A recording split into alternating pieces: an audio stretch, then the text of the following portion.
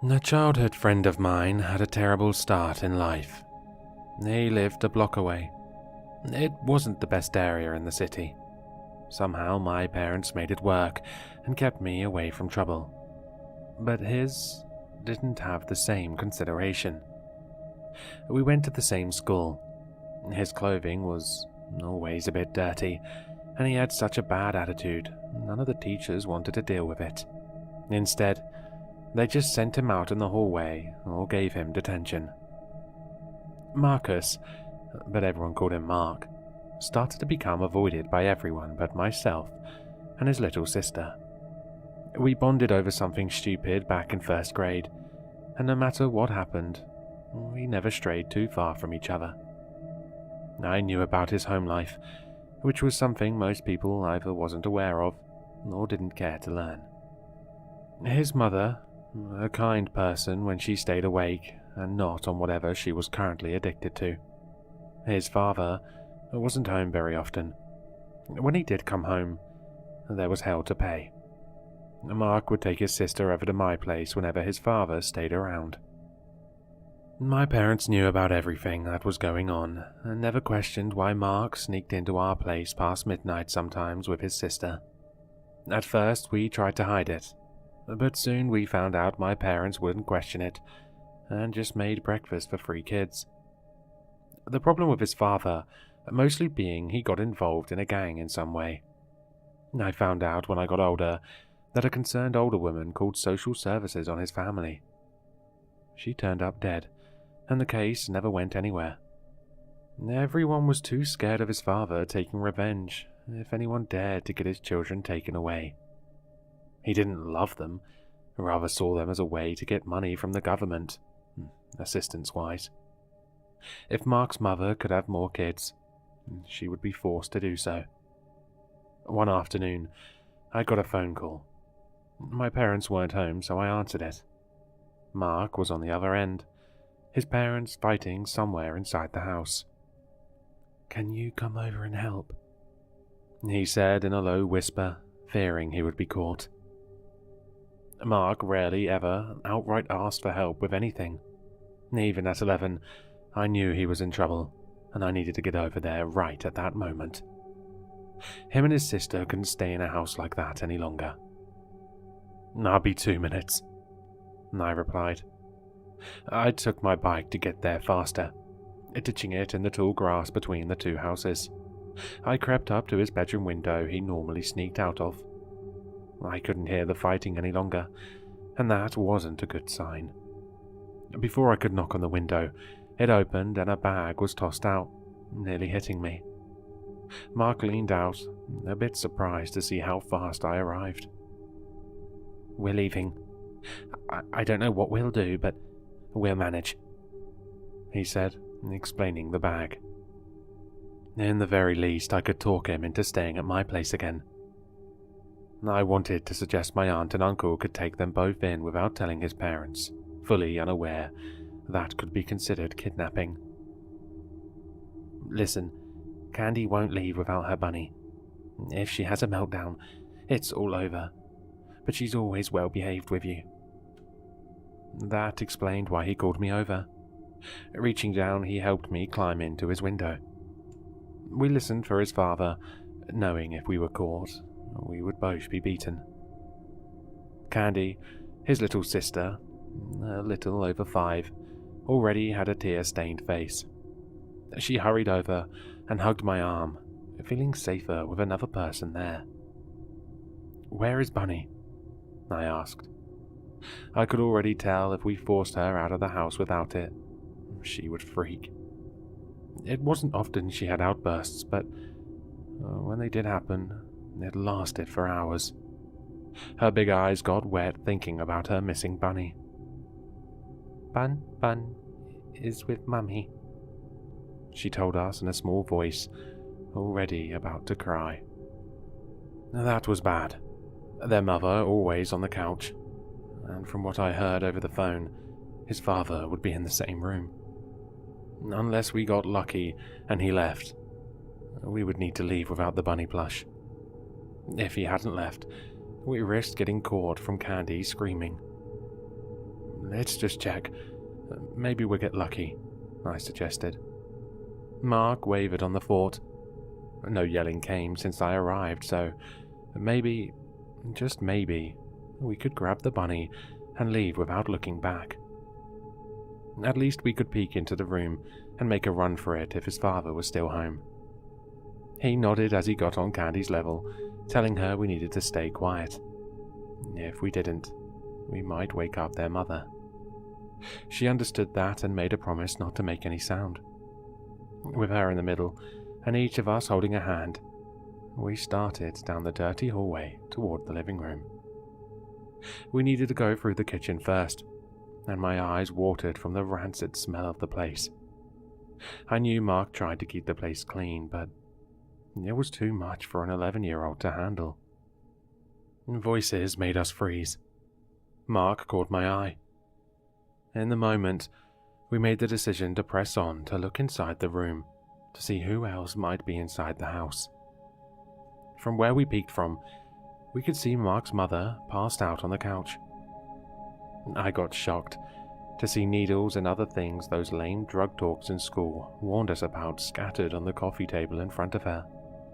I knew she got into things like that, but being so young, and it was really the first time I'd ever actually seen it. I always respected her for doing her best for Mark and Candy, and yet this addiction and being beaten down by her abusive husband made it impossible for those efforts to count. His father stood beside the couch, red-faced, trying to intimidate another man in the room. None of us knew who he was.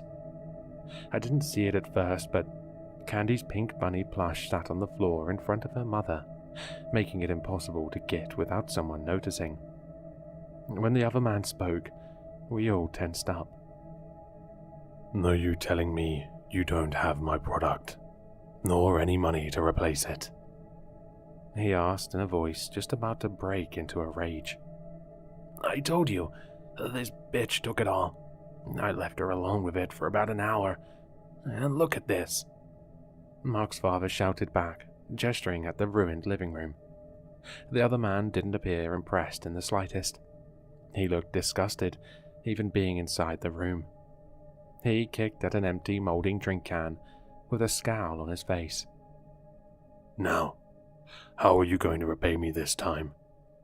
he asked, arms crossed. "Take her. She can work it off. She's done it before, and it might teach her a lesson." My skin crawled at the words. Only after I got older that I knew what Mark's father implied. Candy let out a small cry, hearing someone wanted to take her mother. Thankfully, neither of the men heard, and we held her to keep her silent. This is our chance to leave, but all three of us were too scared to move. "You know, I really doubt she took all of it. The amount I gave you would kill a few people, so where's the rest? I'll have her work off what she took, but unless you can cough up what she didn't take, I'll have you work it off as well." Mark's father stuttered, trying to argue when something made him stop. His face grew pale as he stumbled back. A newcomer literally appeared behind the other man. Something so unnatural it stunned him. A man who normally fought everyone as a first response. "The woman died shortly after we arrived. I doubt she's worth anything, unless you have clients I am not aware of." The new figure spoke in a calm, clear voice. They were fairly tall and slim. A black hoof took a step forward, crushing trash underneath the terrifying and beautiful thin leg. It had a human male body, even though it clearly wasn't human in the slightest. He was dressed in a tucked-in white dress shirt, halfway open with small frills along where the button should be. A long black mane of hair flowed halfway down his back. Long bangs obscured his face, eyes hidden, but a long snout of pitch black smiled, showing off countless teeth. A long thin tail tipped of fur lazily moved behind him. This creature looked far too elegant to be in a filthy room it stood. The man wasn't startled by the creature's arrival. but instead angry over the fact Mark's mother passed away so quickly without anyone noticing. Mark and Candy just lost their mother, even though Candy too young to really understand what was going on. I held her tight, eyes watering. Somehow, hearing that their mother sat dead on the couch felt harder to accept than a monster standing in the living room. "Just take care of him, and search this house for any cash. Oh, my goddamn product," the other man shouted at the monster. He lit up a cigarette, and Mark's father started to back away, hands raised.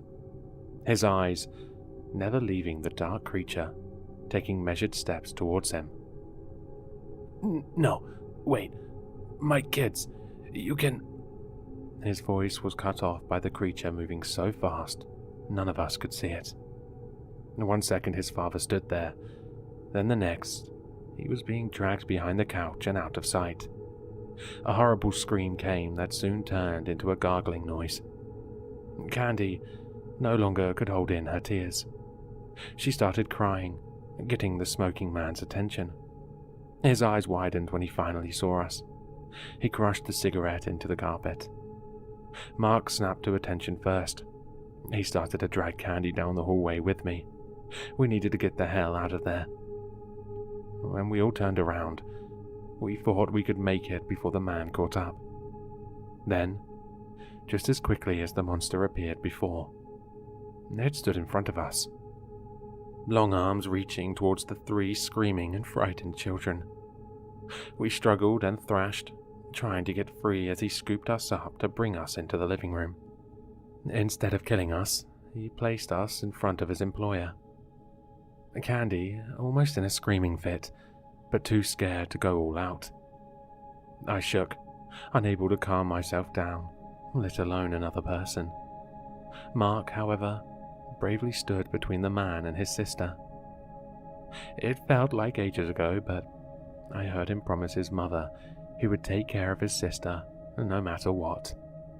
He never once went back on that promise, not at all caring what happened to himself. He would do anything to protect her. The issue being he was just a child, with no power whatsoever. At least this trip wasn't a waste. We can sell these 3 easily, and make back what I would have gotten from that bastard. I should have just taken them a year ago with their mother. Christ, I missed out on a big payment letting her die. The older man was grumbling as he looked down at us as if we were a product instead of people. I couldn't believe what was happening. Monsters weren't real. These kinds of things just didn't happen.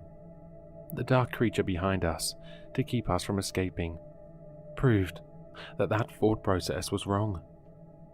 I knew he just ate Mark's father, and yet I saw the man in front of us more frightening. The creature would just kill us. This man would do such horrible things our young minds didn't fully understand yet. Selling children, are we? I didn't think you would sink so low, the creature commented with a silent laugh. His voice light, and yet it almost sounded offended. I looked up at it, trying to see the hidden eyes, wondering if I read too much into the tone of the voice.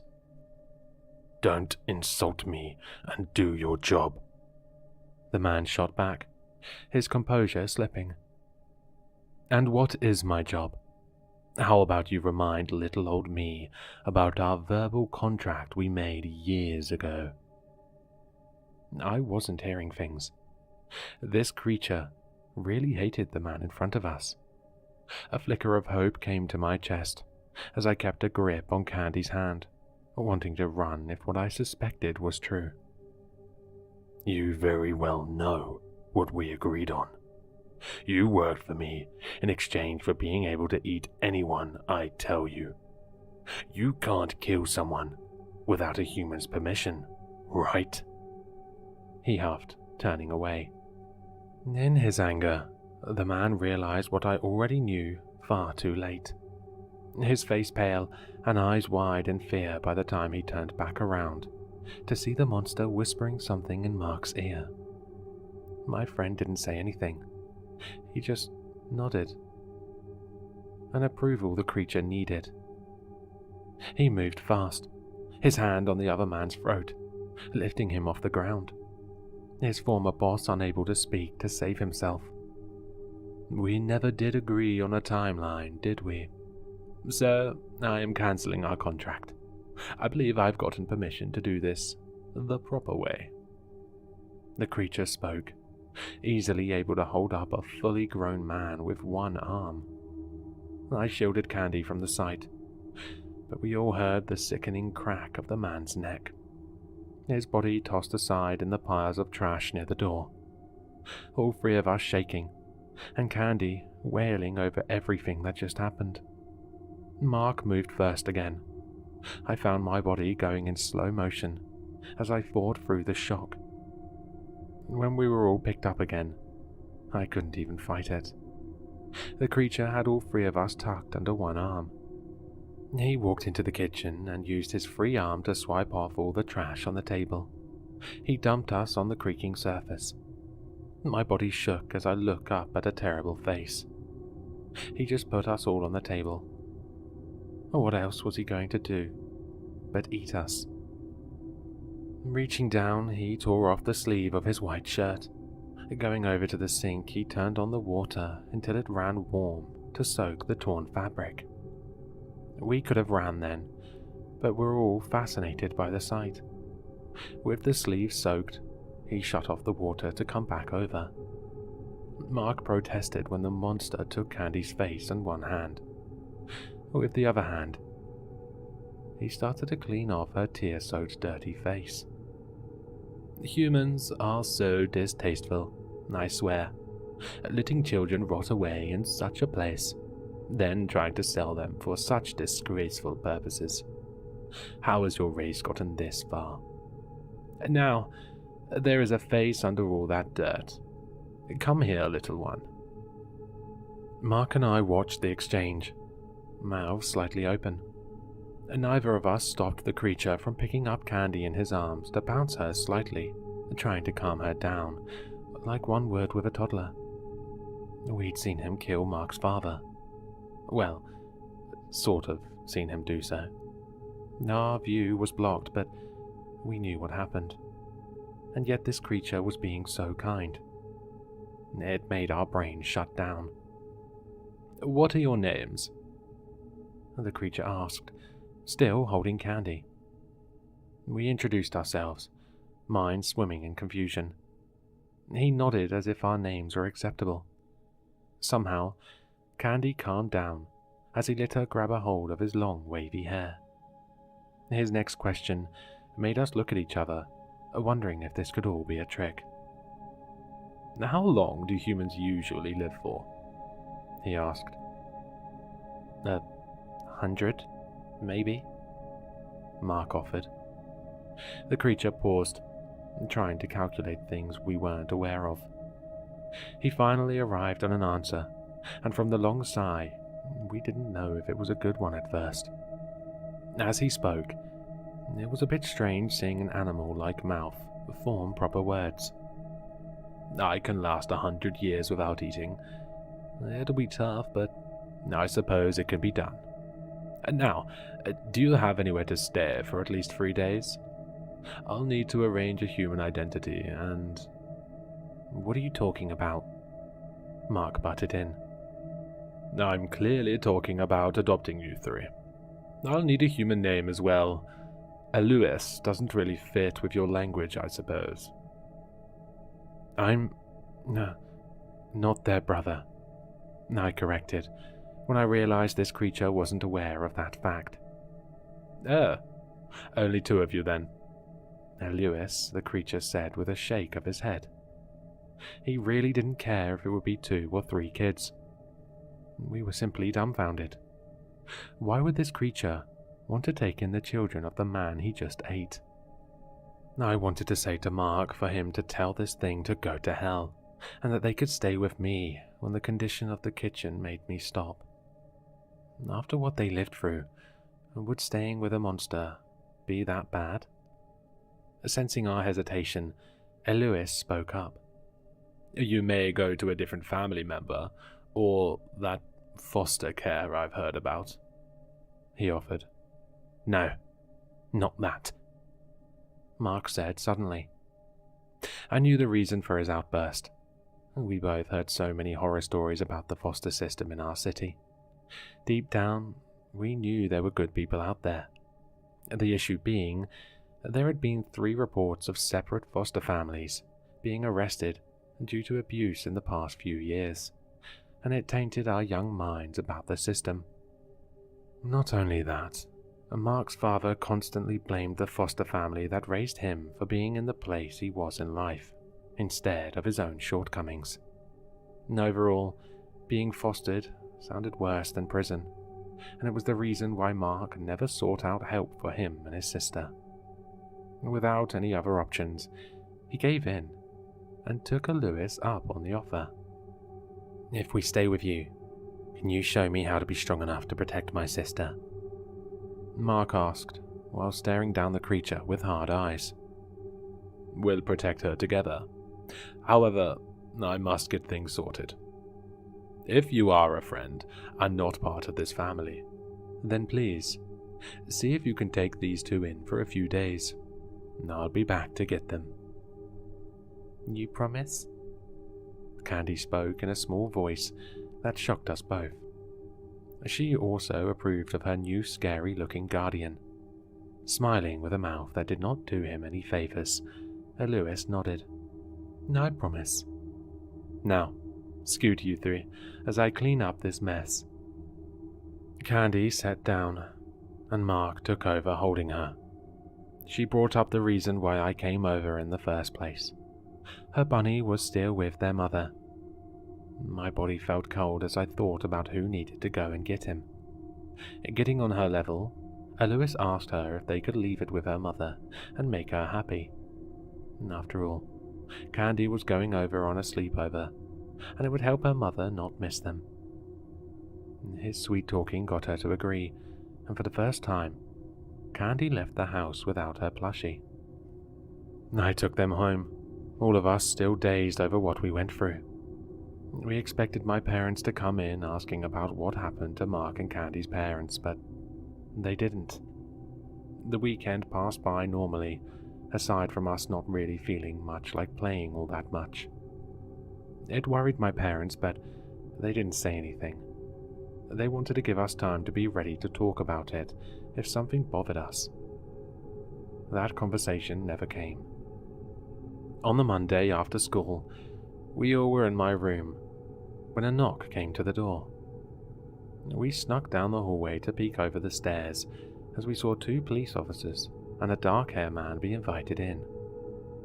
My parents led them into the living room. We waited a few minutes until feeling ready to go down and interrupt the conversation. Mark and I already knew what they were going to say. Their mother gone from an overdose, and his father missing, but suspected dead as well. Candy didn't really understand what was going on, and the tears started when she demanded to see her mother, and the adults were saying she couldn't. The dark-haired man swooped in to comfort her. He looked extremely handsome. He, as tall and slim as he was in his monstrous form.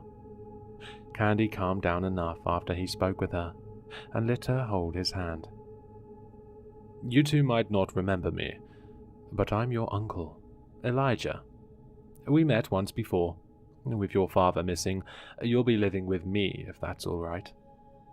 Without any doubt, this man really was the creature from before. Somehow, he changed things so legally he was the uncle that didn't exist before. Whatever magic went into it, I wasn't able to ask about. For the past 3 days, I was worried about my 2 friends being adopted by a stranger. After seeing a kind smile on Elijah's human face, my worries faded. He gave them time to pack and get ready to leave. My parents appeared relieved that the 2 children they couldn't help without risking our family's safety finally found a good home. A new worry started to form when I said goodbye, thinking it could be the final time I would see those two. The next few weeks were a blur. The funeral for their mother went by quietly, and I don't remember it that well. It took them a while to get the dust settled, but finally, Mark, Candy, and Elijah found a house to move into, which ended up only being a 10-minute walk away. I didn't lose my best friend as I feared. When Mark came back to school, our teachers treated him better.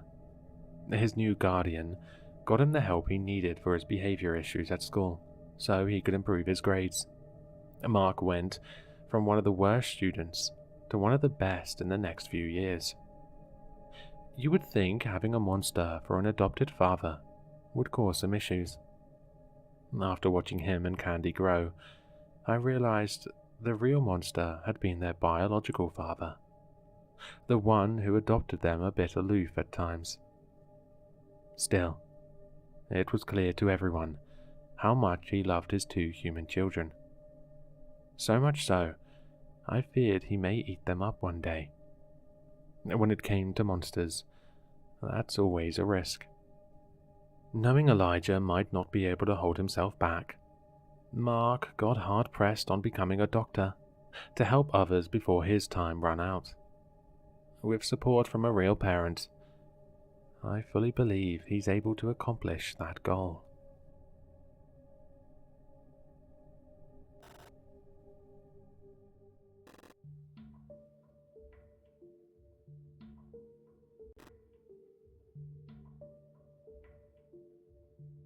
All officers on duty.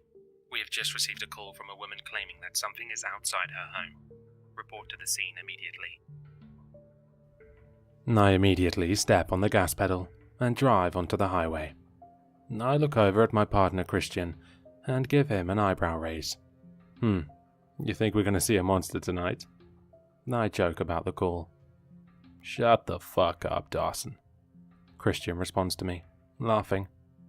They said we should take every call seriously, but fuck it, I guess. I was supposed to be home in an hour, so me and my wife Michelle could have a late-night TV dinner. But it seems, at this rate, we wouldn't be able to. I was too nervous to call her at the moment, because I didn't want her to get upset at my possible absence from home tonight. We continued driving down the highway, and looked at the given address from the dispatcher. It was only a couple more minutes away, so I sped up a little bit to get there quicker.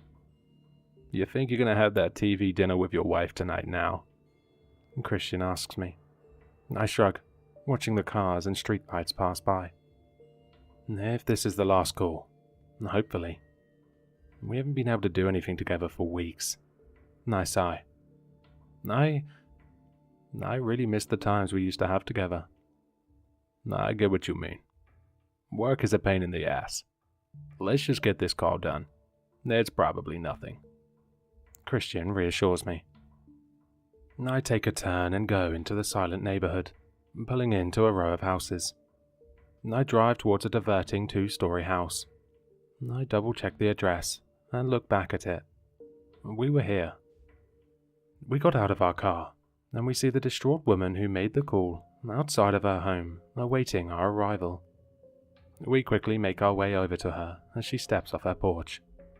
I could see that she had been crying, seeing a stream of tears running down her eyes.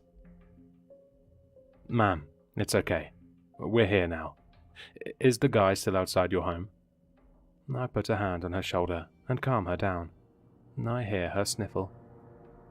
It's not a person, the woman cries. I can't even explain what it was doing.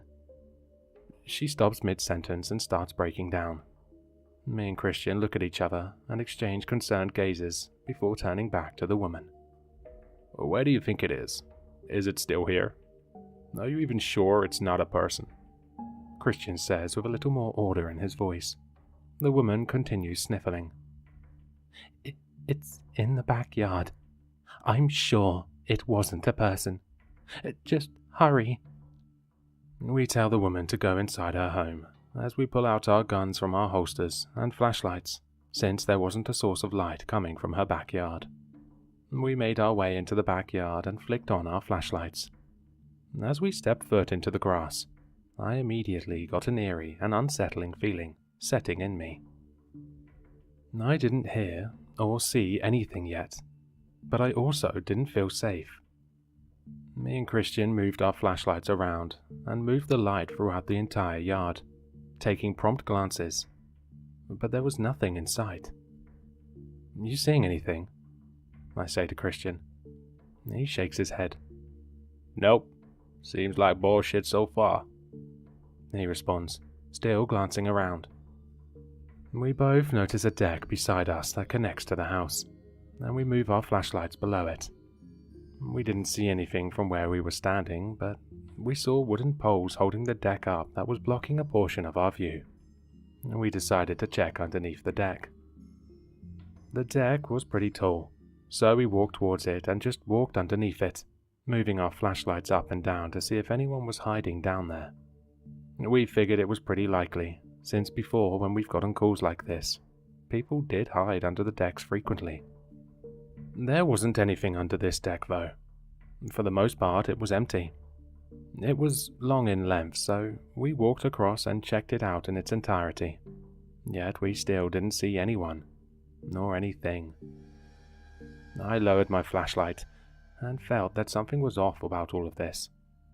I shook it off and was ready to rule this a false alarm, when I heard Christian say, "Dawson, come here." I made my way over to him, and saw him hunched over in the far left corner of the deck. I got beside him and tried to see what he was looking at. "What is it?" I say as he gives me a confused look. Christian moves his hands through the dirt, picking up whatever he was looking at, and he hands it to me. With reluctancy, I take it. I give it a look. It was the leg of a dog, blood covered on the fur where teeth plunged into it.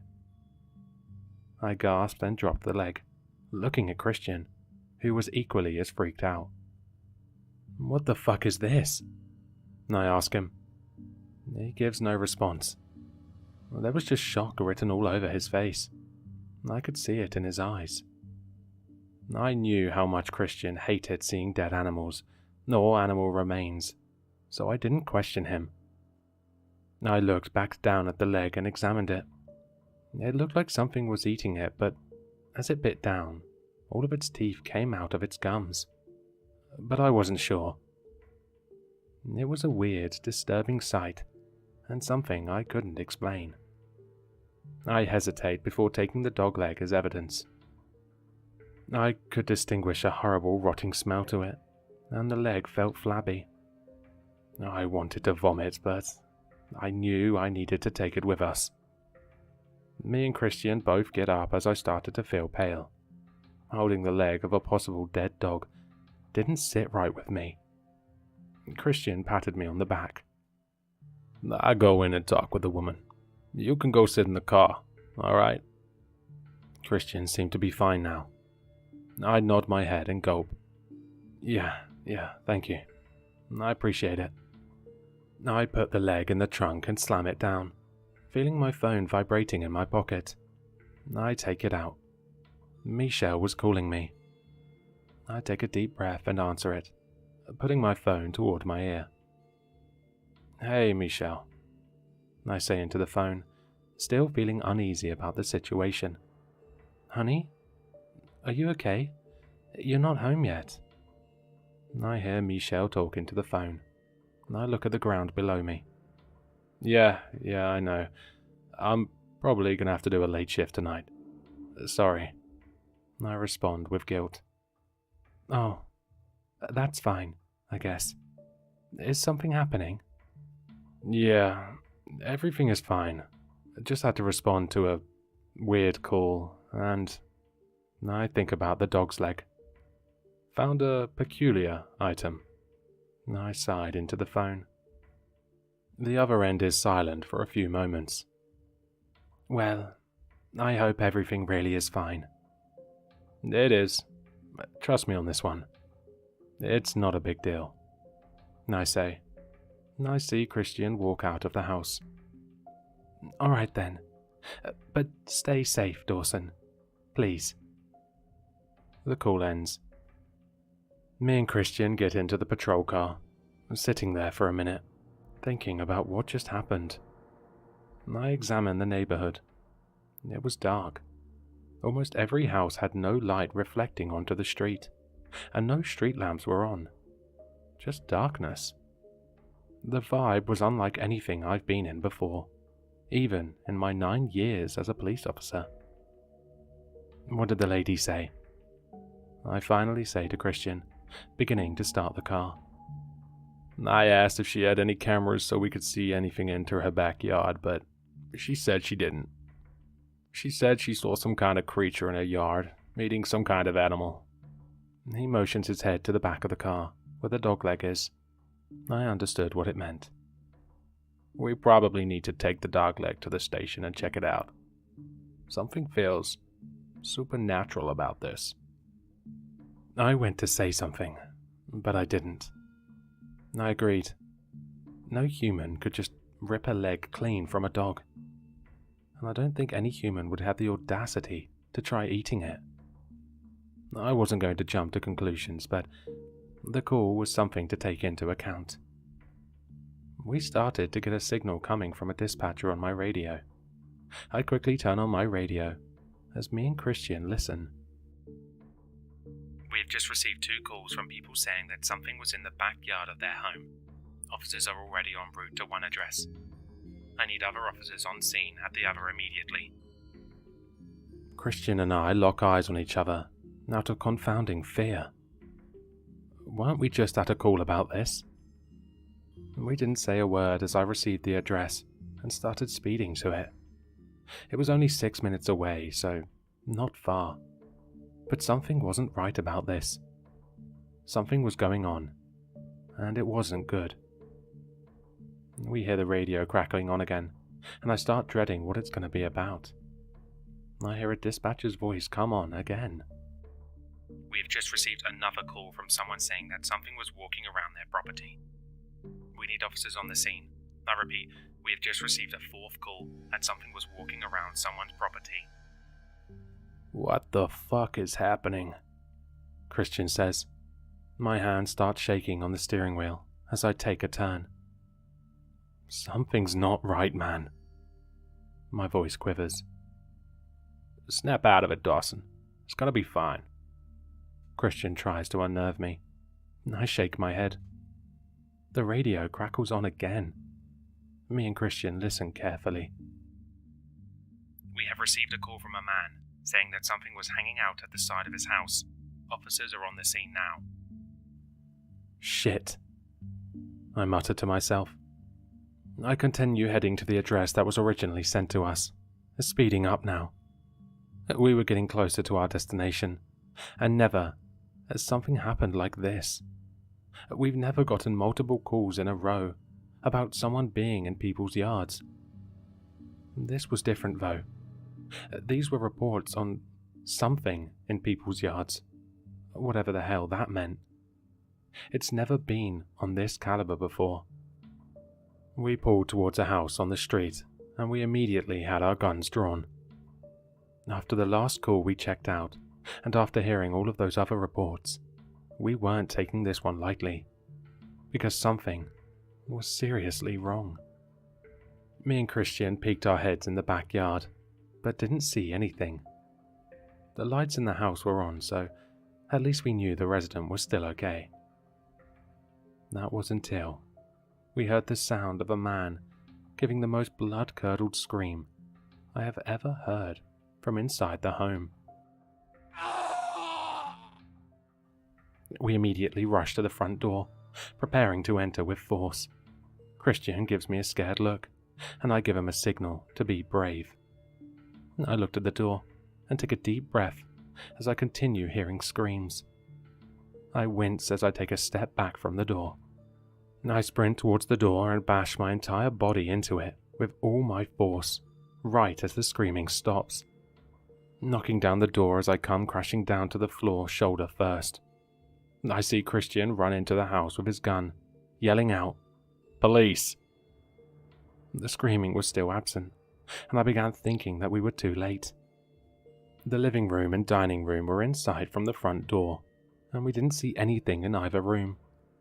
That's when we decided to check the kitchen. I sensed that the kitchen was right around the corner, so we walked towards the living room and took a hard left around the wall. And as we entered the kitchen, we saw the remains of a man, hunched over the sink, mutilated from the neck down to his calf. I gagged a little bit, feeling the need to throw up. I put my head down, lowering my gun. We were too late. I didn't have time to beat myself up about it though, because I shortly felt Christian desperately trying to get my attention. I raised my head and see him pointing at the kitchen window. The kitchen window faced the entirety of the backyard, and I saw a dark figure that wasn't built or even shaped like a human quickly crawl out of the backyard, out of sight.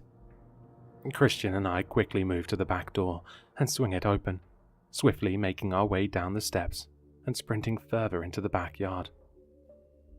We no longer saw the figure anywhere and rushed to the backyard gate, and we still didn't see anything. We ran and opened the gate and sprinted back into the front yard, but again, no sign of the figure we just saw. We lower our guns and sigh in disappointment. My question was though, what was that thing? And how did it get away so fast? I hear my radio crackle on again as I start to slowly walk towards the car. Officers have found a woman dead in her backyard. She has been impaled through the fence. It looked like she died just minutes ago. We need paramedics on the scene right away. What the fuck is happening? I hear Christian say. He slumps against the garage door and lowers down to the ground. I felt awful for Christian. It was clear this was a lot for him to digest. I understood though. This was all so unexplainable. I got in the car and slammed the door shut, unsure what to do. I surveyed the street and tried to search for that creature more, but I still didn't see it. It truly just disappeared, gone with the wind. I heard my radio crackle on again. The dispatchers got another call from somebody saying that something was in their backyard. They needed officers on the scene immediately. I didn't know what to do anymore. I was convinced I was living in a hellish, repetitive nightmare. But I did the only thing that I could have done in that state I was in. I pulled out my radio and said, "We have found a man dead in his home. I repeat, we have found a man dead in his home." I got home an hour later. It was almost 1 a.m. at that point, and I was exhausted. We had to wait at that house for paramedics to arrive and tell them what had happened. We had to take the dogleg to the station and explain to the sheriff what had happened at that house, and it was a whole process that I won't bore anybody with. I reached for my keys in my pocket and fumbled with them for a second before inserting them into the lock and opening the door, breathing a sigh of relief that I was finally where I wanted to be. I threw my radio on a chair next to the front door, forgetting to turn it off.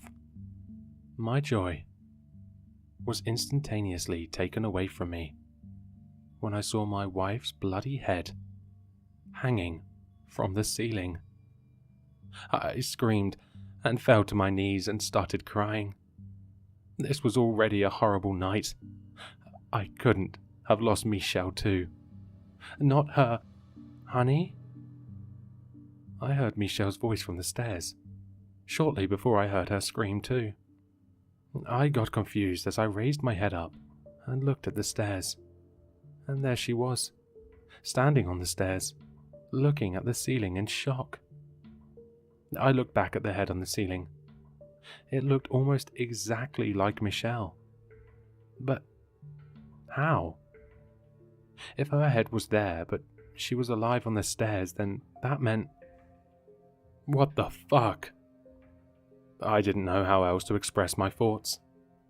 I look at my overwrought wife.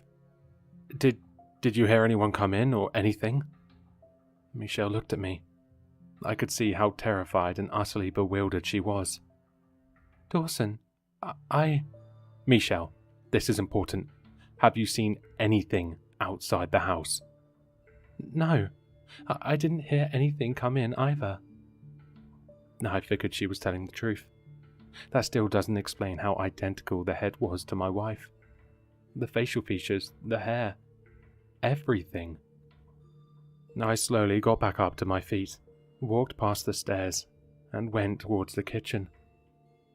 Something was drawing me there, and my gut was telling me to go. What are you doing? What are you going to do about this decapitated head? I heard my wife yell at me. I stuttered for a few seconds before putting my words together. I know, I just... Hold on. I walked into the kitchen, looked at the counter, and nearly had a heart attack. Michelle! I shouted, but I didn't hear a response back. I continued looking at the counter. It was a head, covered in blood that was almost identical to me. I tried to put two and two together, but I just couldn't. I didn't know what the fuck was happening anymore. My mouth was agape, searching for more words to say, but I was fearful of this situation. These heads, who were they originally, and how did they get here? I felt my phone buzz in my pocket, and I pulled it out. It was a text from Christian. Normally he doesn't text me this late, so I was confused. I opened it. I looked closely at the text. It read, "I'm still on shift, and we got a call from someone saying that they saw something in their neighbors' yards. I got the address they provided. It's your house. Don't panic, I'm on my way." My heart dropped reading this. I still didn't know what things were going into people's yards to do whatever the hell knows, but I didn't want to find out.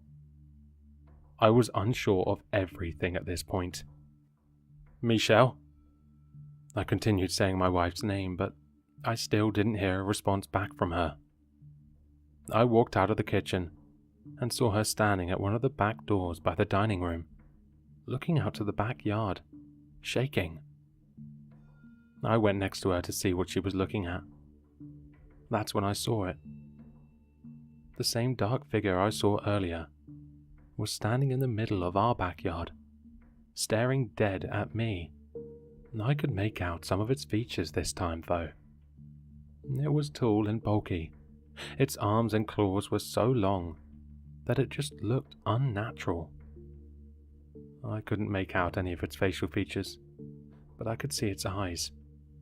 There was nothing but darkness in them. I didn't feel anything anymore looking at it. I lost all feeling in my body and mind. I only felt fear and trepidation. I felt like a bomb ready to explode. What was once me responding to calls living this was now me living through it myself. There was a strong ambience now, and the creature had an emanation that made my heart beat faster and faster. My actions and thoughts started to feel that they were getting flooded and breached with something otherworldly. I was feeling abstracted now. One thought, and one thought only, crossed my mind. My phone was still in my hand. I opened it, dialing 911.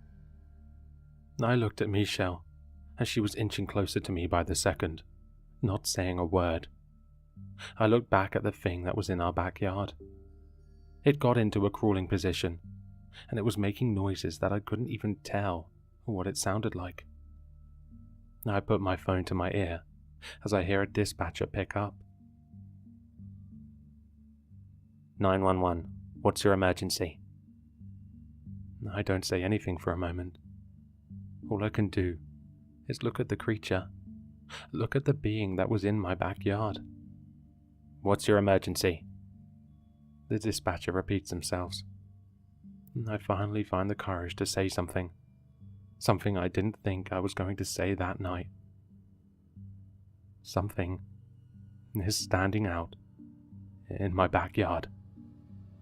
I start to hear my radio crackle, seconds after saying that.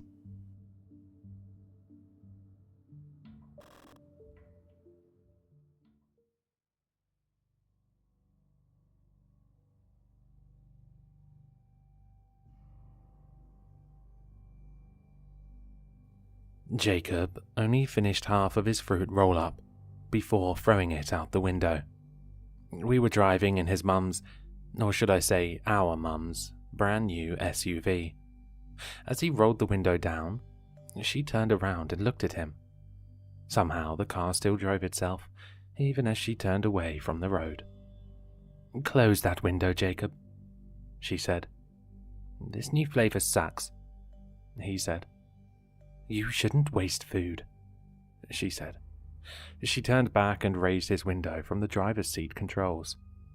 Jacob rolled his eyes, then sorted through the bag of snacks between us. He pulled out a new fruit roll-up. It was the same flavor as before, but I didn't say anything.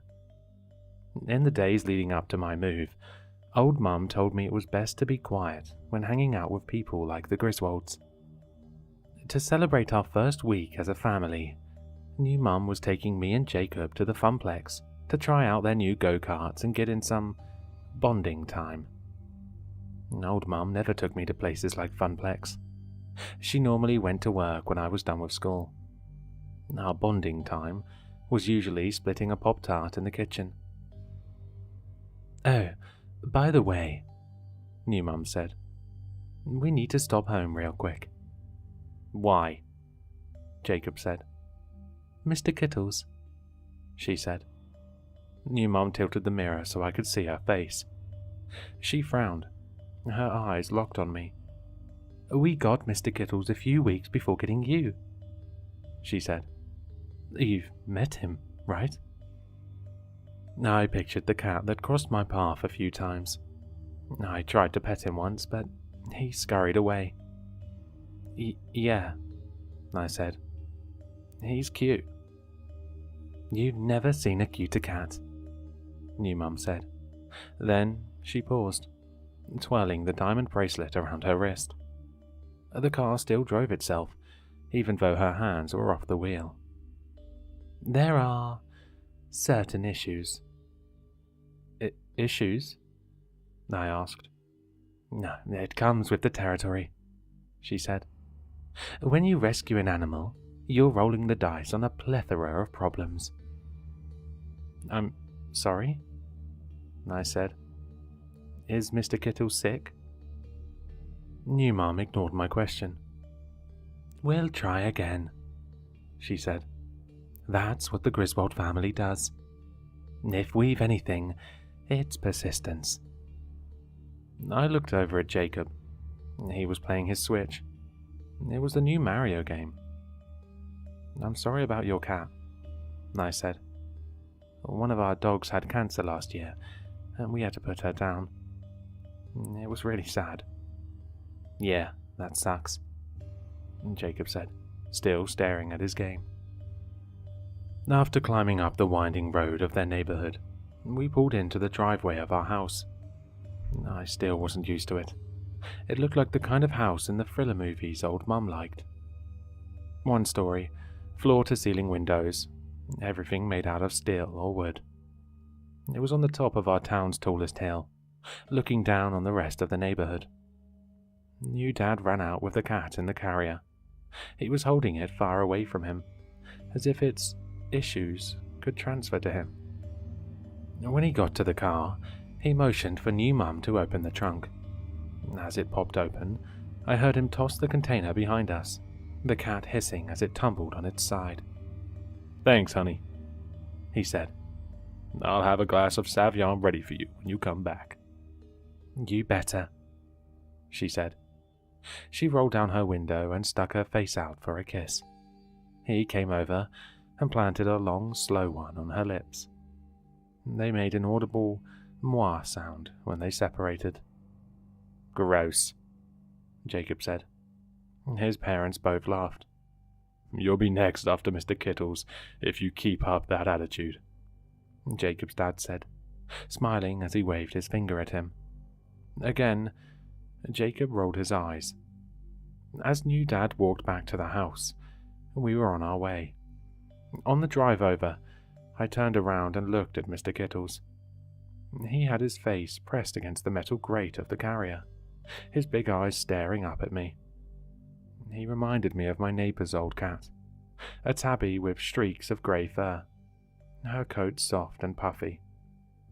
She would come over to our apartment and lick our front door. If we were splitting a Pop-Tart, Mum would sometimes give her half. I liked Mr. Kittles the same way I liked that cat. Plus, when I waved at him, he meowed back. It was like he understood me. "I'm sorry," new Mum said. I turned around. "Oh, sorry," I said. "Shall I not wave to him?" No, she said. "I'm sorry. You have to put up with this." "No, it's fine, really," I said. "I'm just so grateful. I love your family, and also Funplex, even though I've never been there." His mum smiled. It looked like it caused her pain. "Oh, honey, not that," she said. "I'm sorry you have to put up with all that meowing." I looked back. The cat meowed again. His eyes locked on mine. I could almost make out words from the cat's tone. I felt a rush of sadness. New Mum groaned. "All day, all night, meow, meow, meow. I talked to my brother, or I guess your uncle.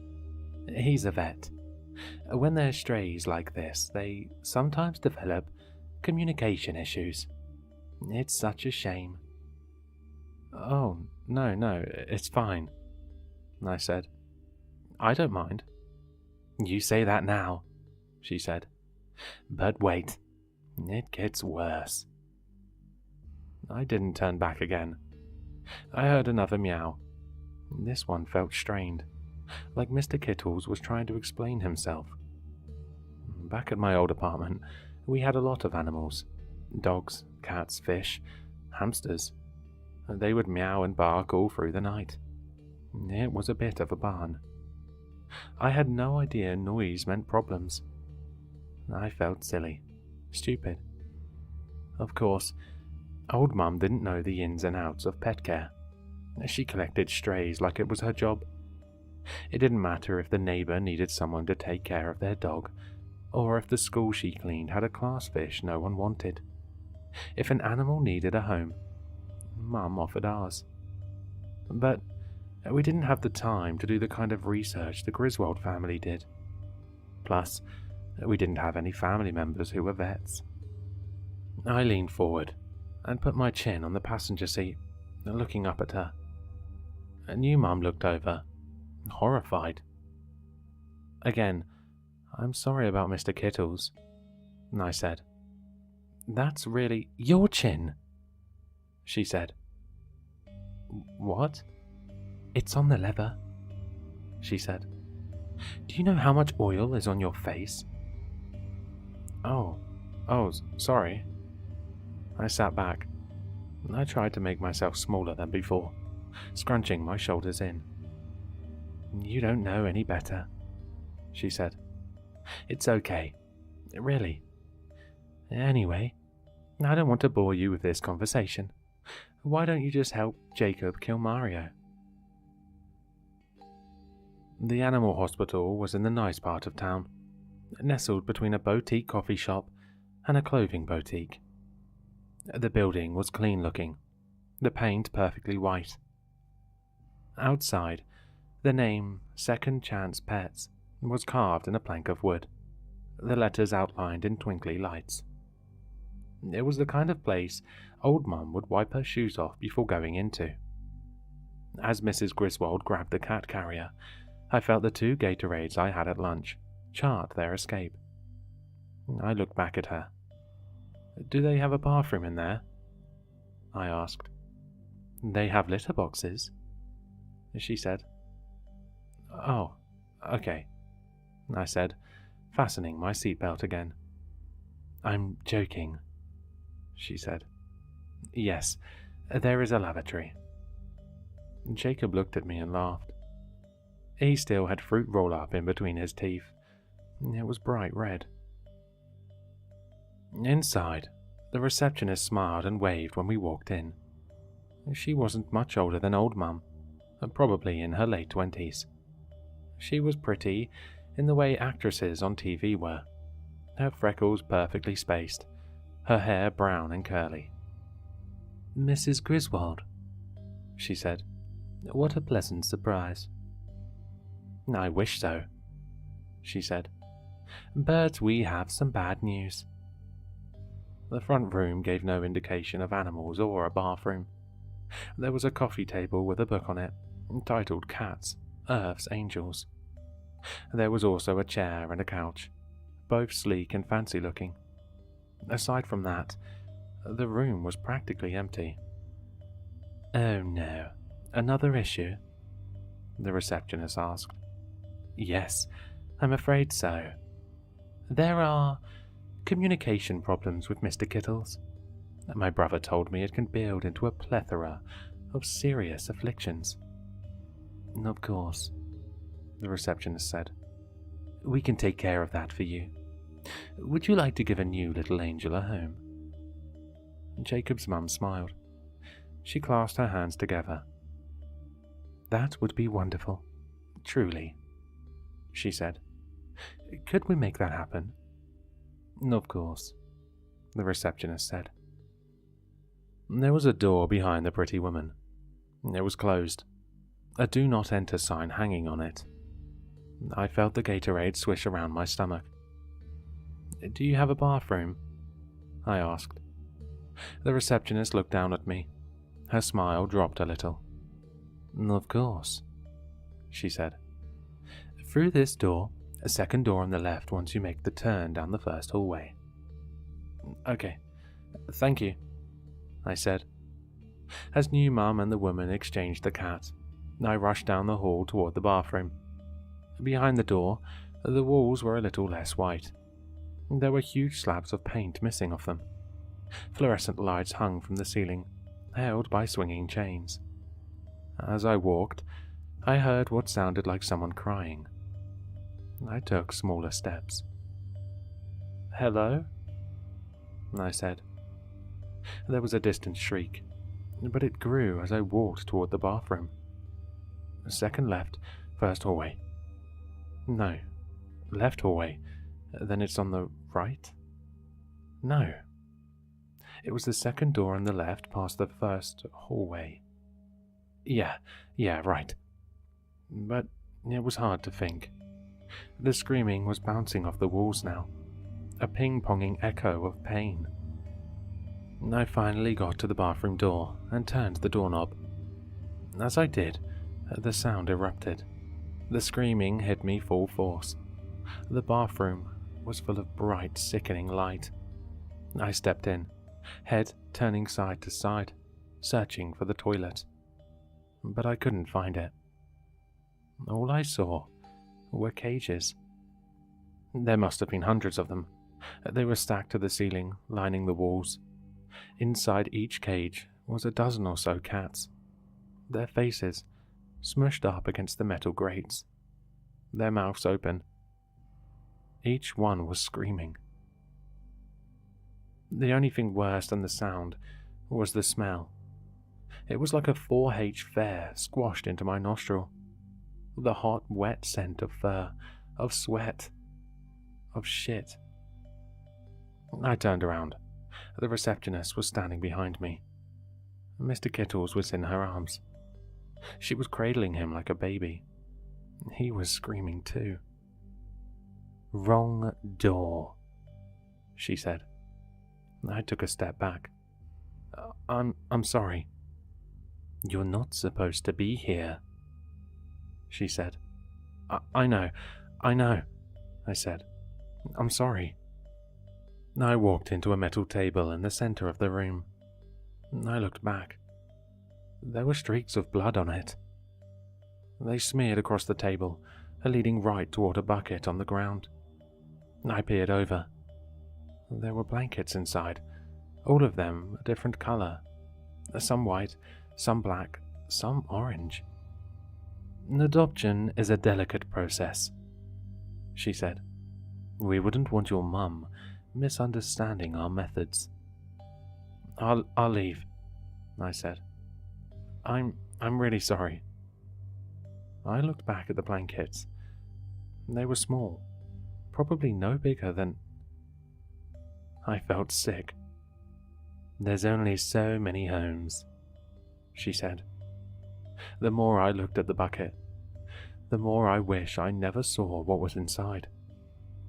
Each of the dead cat's eyes looked up at me through the bucket. There must have been a dozen of them in there. Mr. Kittles' meows turned violent, like a boiling kettle. His words were painfully clear to me. I turned to look at the receptionist. I pressed my hands together, pleading. I know a woman who would take care of Mr. Kittles, I said. She takes in all sorts of strays.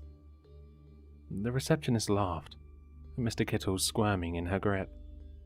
The same woman who left you alone for 3 days without checking on you? She asked. I clenched my jaw. My cheeks blushed. What? The woman took another step toward me. The Griswolds are a very important contributor to Second Chance Pets, she said. They keep us up to date on their domestic situation. You know about my mum? I asked. The receptionist pet Mr. Kittles. He turned back to bite her, but she squeezed his neck before he could. He exhaled a breathless cry. I leaned back on the table, my hand landing on some of the blood. It was still warm. Like I said, the Griswolds are very important to us, she said. Did you see the new waiting room? Style is not cheap. My mum had to pick up extra shifts, I said. Our rent went up. She just wanted the best.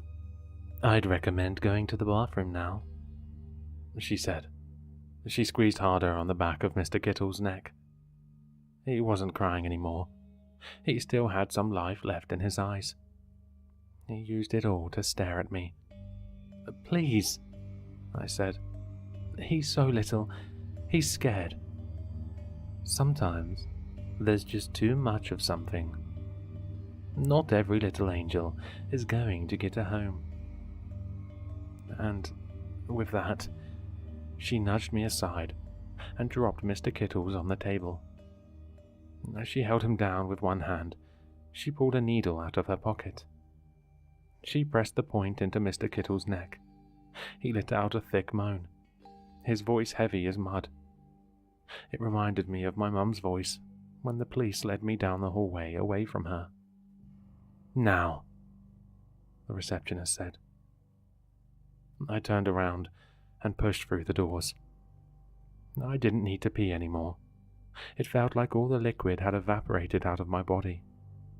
Instead, I ran through the hall and emerged back in the waiting room. A new mum was waiting outside, her arms crossed over her chest. She looked angry.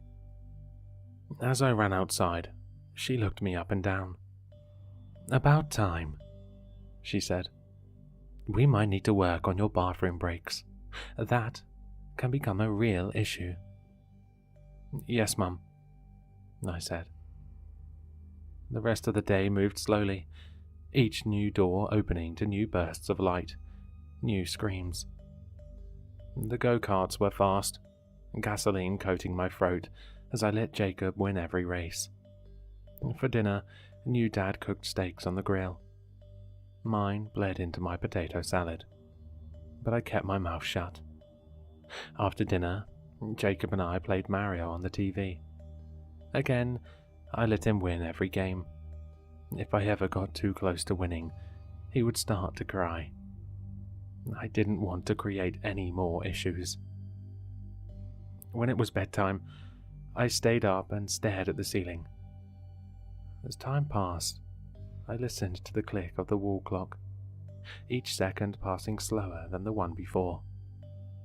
I wanted to sleep, but couldn't. Every time I closed my eyes, I saw the cats in the bucket. I thought about the sounds of their voices. I thought about the issues they couldn't overcome. I thought about how many homes they entered before they left their final one.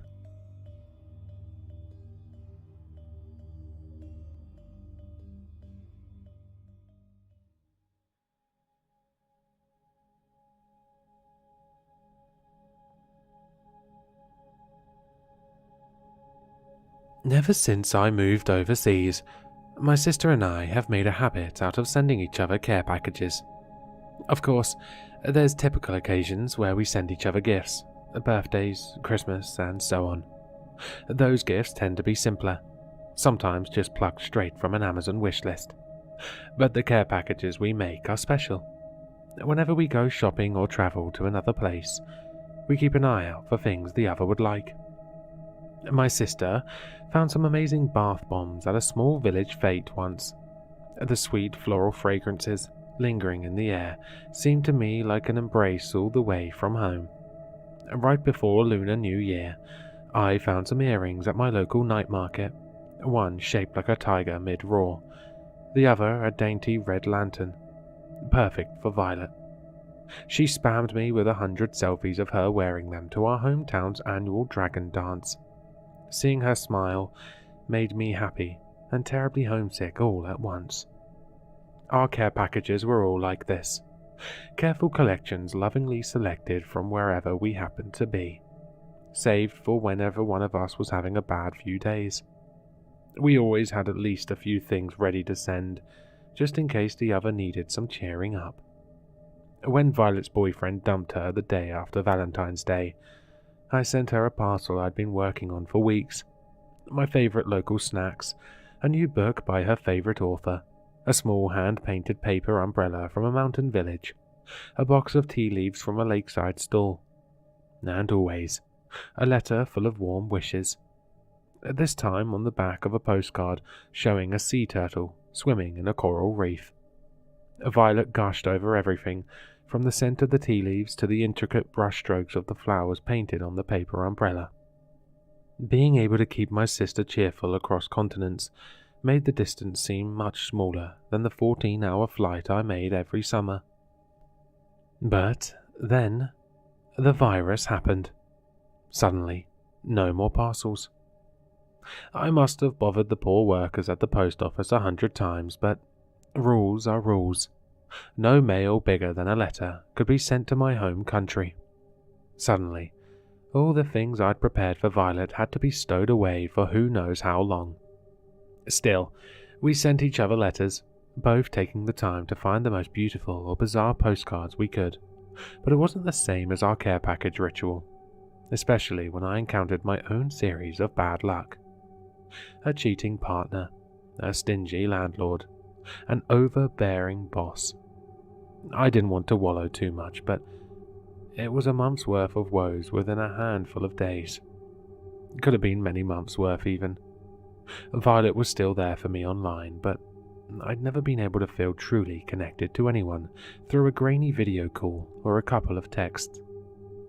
I missed knowing that my sister's love would have appeared on my doorstep had it not been for these trying times. I hated being stuck at home with no one left to complain to. More than anything, I missed my sister. That's why I was so elated when the package arrived one morning. It happened just when lockdown rules were beginning to ease. I still hadn't been able to send anything to Violet, but when I got home, a small lilac bundle addressed in a familiar cursive was waiting for me. My heart leapt. The rules back home must have been lifted, and Violet had hurried to send a gift. It was like being a child at Christmas. I couldn't wait to see what my sister had sent me. Ignoring the bills sticking out of the postbox, I almost ran back to my apartment to see what was inside. Underneath the paper was a box, a glossy black cardboard. Violet usually sent colours that reflected her own sunny personality. Unless she'd ordered something specific online and kept the box. Anyway, the box wasn't a big deal. I was in such a hurry I nicked my finger with the box cutter as I tried to carefully slit open the top. A few drops of blood sank into the cardboard as though it were made from sponges. I don't know why I remembered that so vividly, but I didn't care at the time. After bandaging my finger, I was finally able to open the box. Inside were the strangest things Violet had ever sent me. My eyes were drawn to the necklace first. It wasn't my style, nor Violet's at all. The white stone looked far too expensive for our usual care packages. A rainbow glimmer danced across its surface whenever I turned it to meet the light. An opal, I assumed. Had Violet found it at a second-hand shop? Its chain looked old and dull compared to the vibrance of the stone. Maybe Violet fancied it as a charming antique. That seemed a bit more like her. But I couldn't make sense of the rest. A pouch of black velvet revealed itself to hold a number of smaller bags, each containing some kind of seeds. They were perfectly smooth, some colourful, some dark, and all unfamiliar. Alongside each one was a typed note, not Violet's style whatsoever, with just a few cryptic words. Plant to soothe a broken heart. Plant to appease another's greed. Plant to get revenge upon a cruel tyrant. And more. They seemed like things you'd see in a witch's shop. The last item was a bottle of dark liquid, labelled with that same bold typing. I was surprised she'd gotten it through customs. Drink me. Nothing else. Just like Alice in Wonderland. When I opened the bottle, I found it to be utterly scentless. It could have been black water for all I knew. Strangest of all, there wasn't a letter in sight. Violet, I said aloud as I screwed the lid back onto the bottle. This is the weirdest care package you could have come up with. There was no one in the apartment to agree with me. Well, what would you have done? I decided not to contact Violet right away. With our time zones, I'd be bothering her in the middle of the night. Instead, I decided to follow whatever witchy instructions Violet had sent me. First, the necklace. After cleaning the chain, I put it on and was struck by how cold it felt, even through my t-shirt. It was like holding an ice cube to my chest. Surprisingly heavy, too. I already had pots ready to plant the seeds. My balcony gets a lot of sunlight, so I had no doubt whatever they were would flourish in no time. Maybe that's why Violet had sent them. It'd be fun figuring out exactly what kind of plants they were. I decided to start with the first three. The broken heart, the greed, and the tyrant. As they sank into the soil, I felt a strange sensation, as though I was pushing my troubles away into the soft dirt. It was strange, but not unpleasant.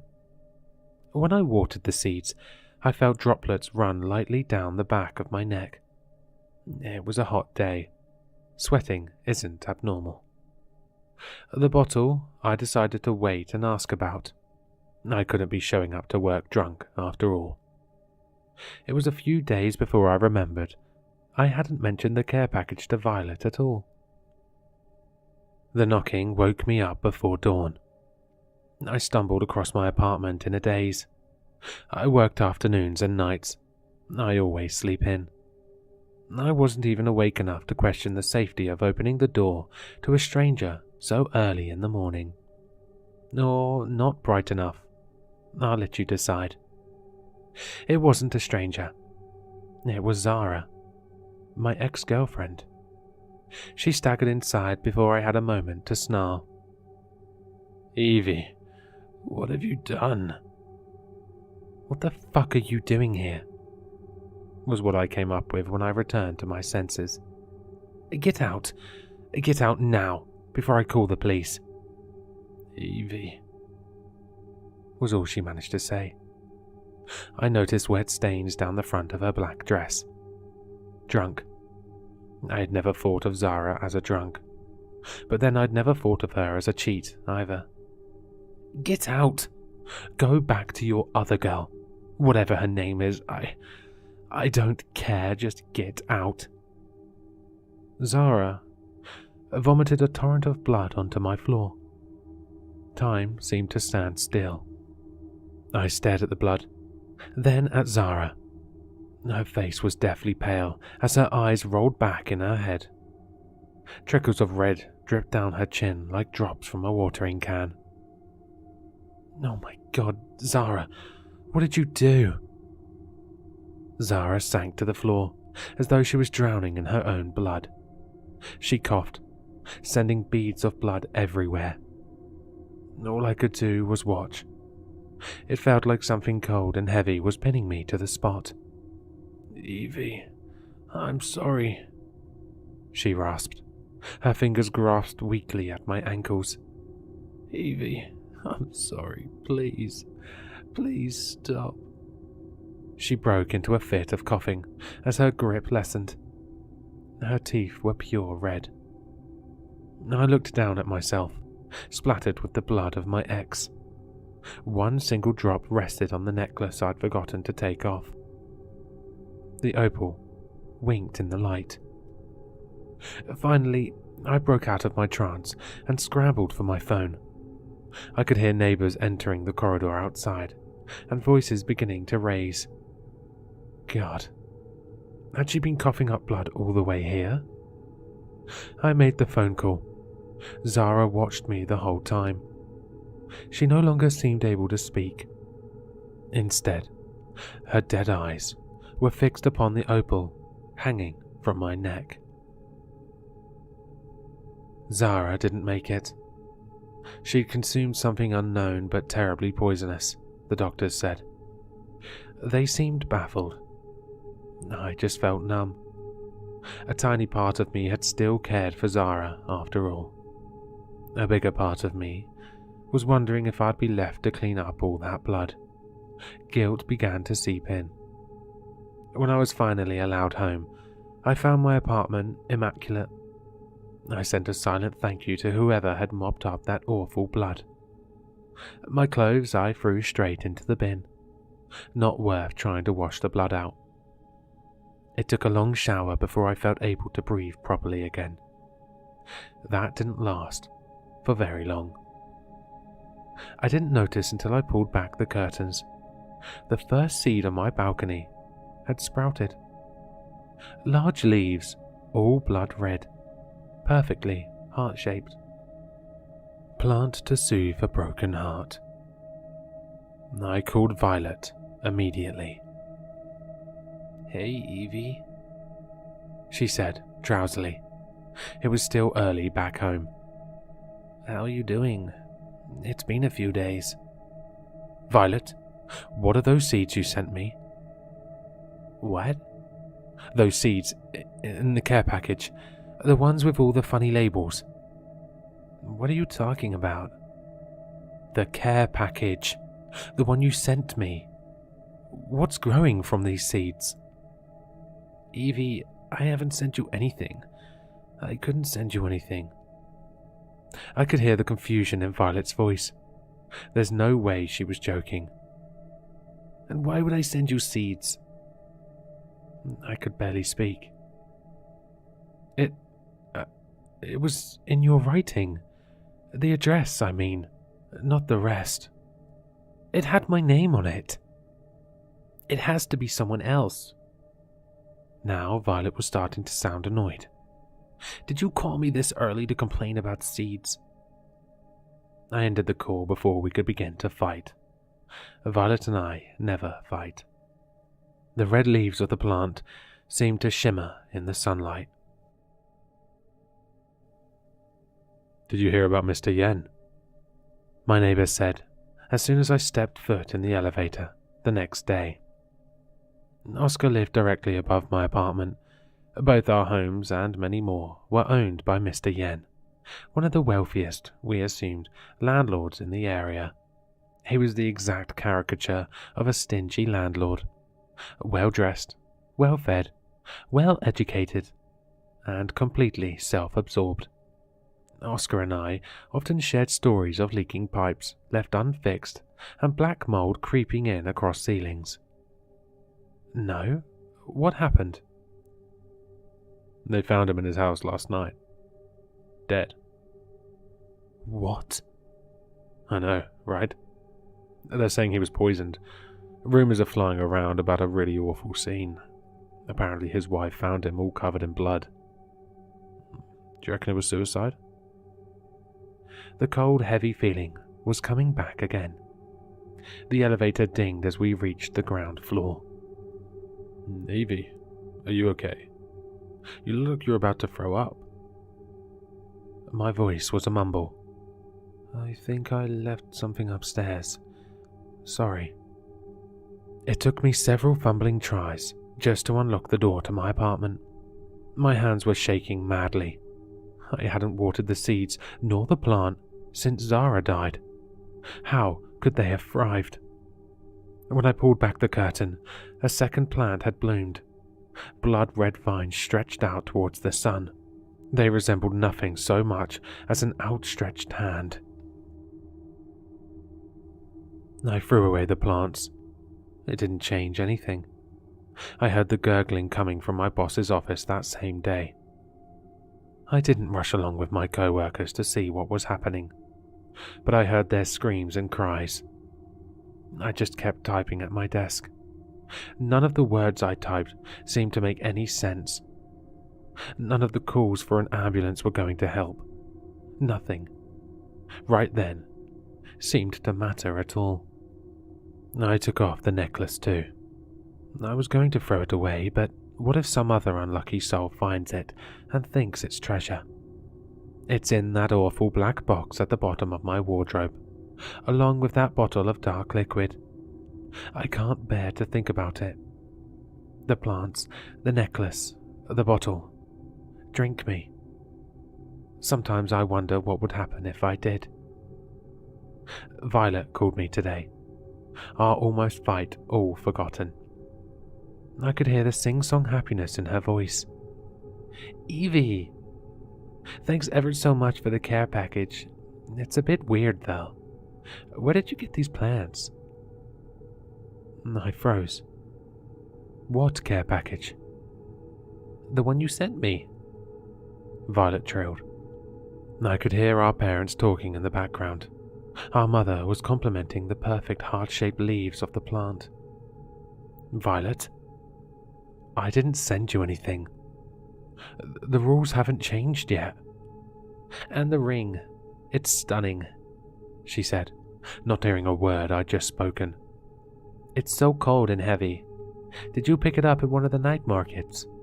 It looks real, though." "I didn't send you anything." "What?" I heard the sound of something heavy being put down on a table. "But it just arrived this morning. The address was written by you. I'd know that awful handwriting anywhere." "Violet." I was trembling so much. It felt hard to breathe. "You need to throw that away. The plants, the ring, even the box. Throw it away." "What about the wine? We already drank it." "What?" "It is wine, right? We all tried some. None of us could figure out what it was. It didn't smell or taste like anything." "Evie, what do you mean you didn't send it?" The phone fell from my numb fingers. I don't know what to say to my sister. Whatever was in that bottle, is it going to poison my family, the same way Zara and the others died? Violet didn't sound sick when we ended the call. She only sounded confused. No vomiting up blood. No awful coughing. I have no idea what's going on. Except, I didn't send that care package to Violet. And she never sent that one to me. That means there's something out there who knows what's going on. Why did you send these things? How do you even know our names? Most importantly, what is going to happen to my family?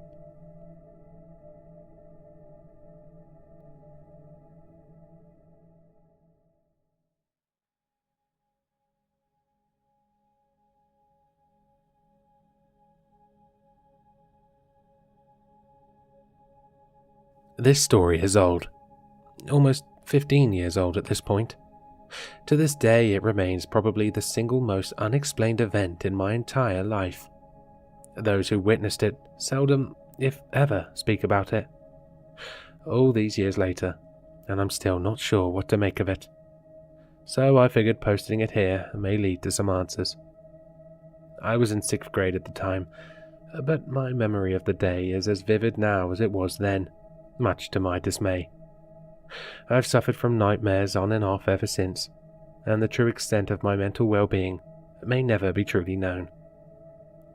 It started like any other day, with me grumpily walking to catch the school bus and nearly missing it as per norm. It was mid-September at the time, with temperature winds and comforting warmth, renown of early autumn. The place I grew up in was a small Midwestern town in the central United States. The whole school had only maybe 200 kids in its grades, 1 through 8, and my bus only brought 20, 30 of us. My friends Scotty and Lamar hopped on the second stop, and the 3 of us discussed Yu-Gi-Oh cards most of the way to school. Maybe most of this is irrelevant, but I think it's important to emphasize how boring and routinely this whole day began. It made what happened later that much stranger. It wasn't until lunch that something finally happened. I'd met up with Scotty, Lamar, and a few of our other friends. After eating, we formed a group and went out onto the grass field to play our variation of football. The style we played was known as Smear the Deer, with deer actually being a different rhyming word that may get me cancelled for saying nowadays. For those who don't know, it was basically American football, but with more youthful angst. Somebody would just punt the ball, and whoever got it would run aimlessly, while praying to the good Lord above as everyone else tried to obliterate them. As you can imagine, it spawned a lot of fights, and got many of us suspended over the years. And yet, we kept playing, because we were dumb school children. So, one of the kids punts it, and this kid named Robert catches it. He made it like 3 steps before getting clobbered by like 5 kids, to the laughter and winces of everyone else.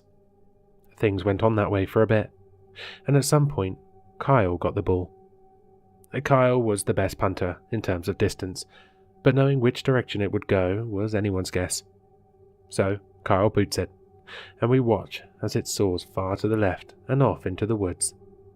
Our school was in the middle of this big field, and the improvised football field was right next to the woods that surrounded it, all about 200 yards out.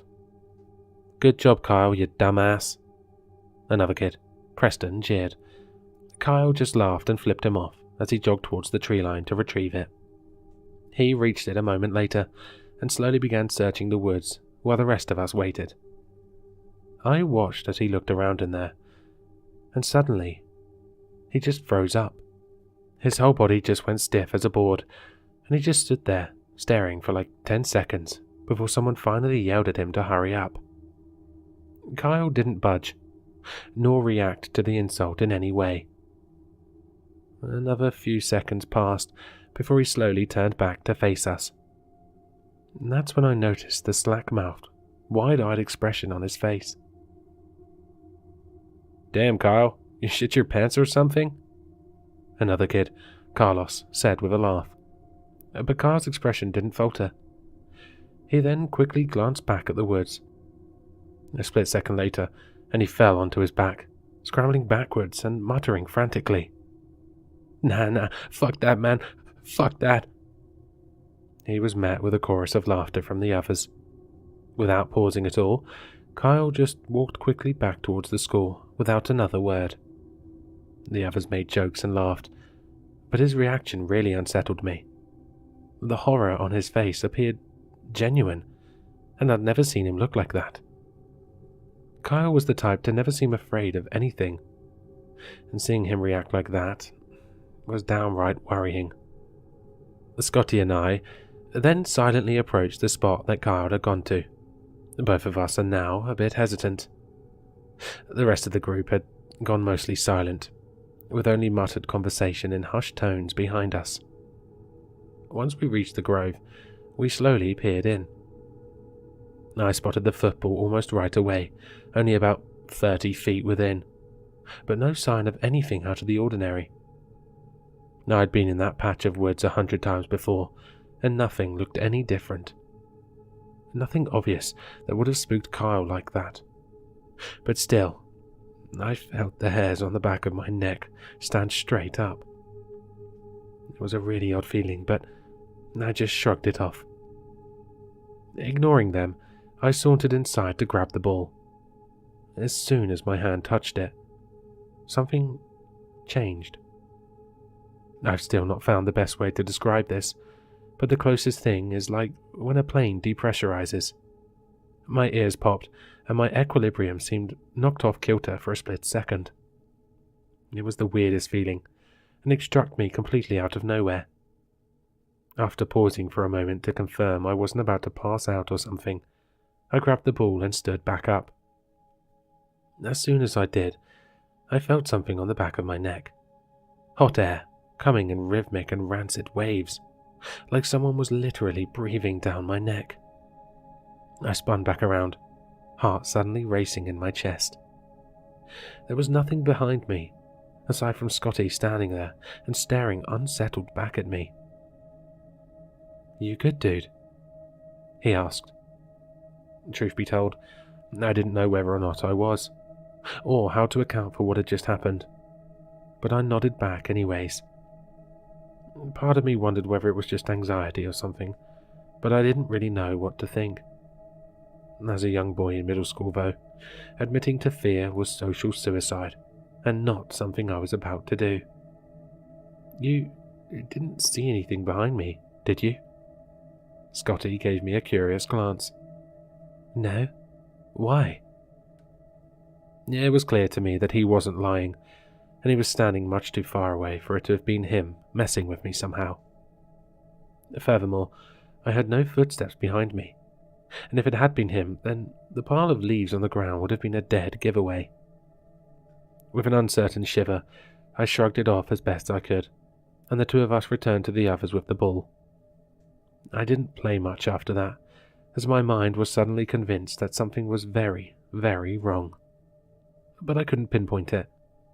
It felt like someone was watching us, hidden well within the trees. Eventually, I decided to go and try and find Kyle, but the bell rang before I could.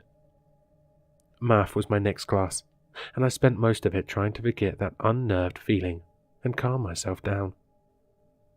Things went as normal, but after about 20 minutes, I felt myself needing to pee.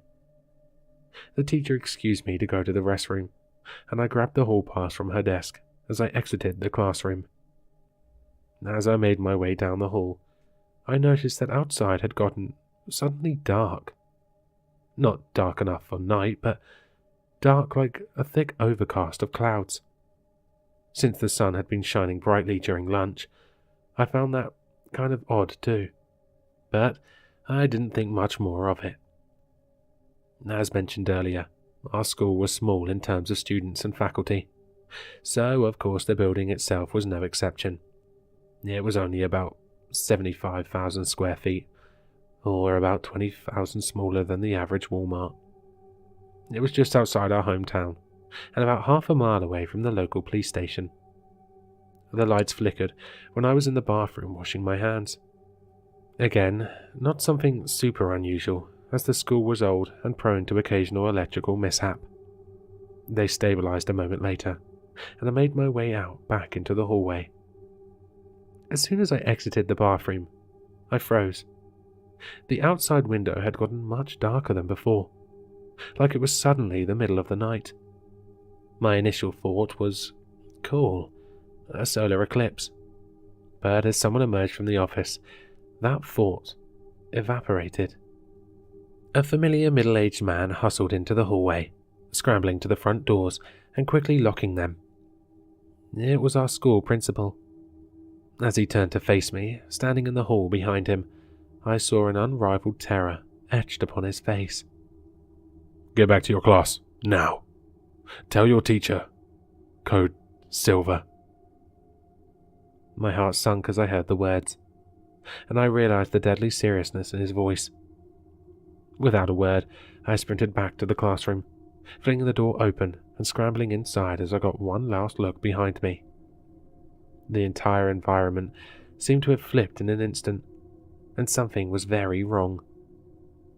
My teacher, Mrs. Smith, scolded me in an annoyed tone as I re-entered. I turned back from the door and stared at her. Her expression seemed to slowly turn from cross to visibly concerned. Code Silver? I muttered out. Mrs. Smith's eyes went wide. Lock the door. Everyone, into the corner now, she commanded. The students did as requested, quickly filling into the corner and out of sight from the door. I locked the door, and Mrs. Smith rushed towards me to ensure it was secure, after which she rushed back to her desk, dialed a few numbers in her desk phone and spoke. Her voice blared over the intercom, reiterating the lockdown order for all others in the school. Everyone packed together tightly into the corners, out of sight of the door. The entire class then hunkered down, as we had practiced many times before. Once there, Mrs. Smith doused the lights, and everything fell eerily silent. The next few moments we heard the faint sounds of the next door classrooms, likely doing the same, as all of us held our breath. Most American kids probably know that Code Silver is the national alert given for an active shooter. Anyone who attended a school in the States probably remembers practicing the lockdown drills at one point or another. Basically, the whole class just locks the doors and hides together in the corner. The only defense is the locked door and hope that whatever danger is outside will not be able to get in. What did you see out there, Eric? One of the girls in the class whispered to me. Mrs. Smith shushed the both of us before I could reply. I pondered the same question in silence as we all waited. The sounds of the other classrooms soon hushed as well. The entire vicinity fell eerily quiet as all of us waited like fish trapped in a barrel. The more I thought about the way the principal reacted, the less sense it made. I hadn't seen anything to indicate an active shooter, and just assumed that he had. And yet still, I had no explanation for how things had suddenly gone so dark. It wasn't like a school shooter could affect the weather, and the windows were far too large for someone to have covered them so quickly. Something very different was happening. The hallway lights extinguished a few minutes later, leaving us alone in silence and sudden complete darkness. Even the windows in the classroom didn't show any light from beyond, and the darkness became so thick I could barely see my own hand in front of my face. We stayed like that for several minutes before a sudden calamity struck. It sounded like the shattering of glass and creaking of metal. My heart was throbbing in my chest then, and the muffled sounds of crying and whimpering from other students surrounded me. Mrs. Smith shushed all of us, trying her best to maintain her order. By that point, my eyes had adjusted a bit to the darkness, and I could see Mrs. Smith looking through the door's side windows. Silence befell once more, a lingering malaise which lasted several minutes. Suddenly, Mrs. Smith audibly gasped and backed away from the window. I saw her hold her index up to her lips and could see tears sparkle in her eyes. Suddenly, the room began to grow brighter. I thought the power was coming back on, when I realized the light was actually coming from something out in the hallway. It was a bright effervescence with a very slight reddish tint that softly shimmered. The light seemed to flicker ever so slightly, like that of a flashlight losing power, but somehow different. In the years since, I've tried to replicate the light using various other light sources, but I've never quite gotten it right. It wasn't a flashlight or open flame producing the light, that much I'm certain of, and I can't say for certain what it was. A sound emerged along with it, sounding like wet, squishy footsteps, as though someone were trudging through a swamp. They came closer, and the light grew brighter. In a few seconds, it seemed to be directly outside the classroom door, and I could literally feel the other students hold their breath. A slight thud hit the door, and none of us dared make a sound. The door handle jiggled slightly, but from our vantage point, none of us could see who or what was on the other side. The light seemed to flicker and change intensity outside, beaming through the windows in altered variations.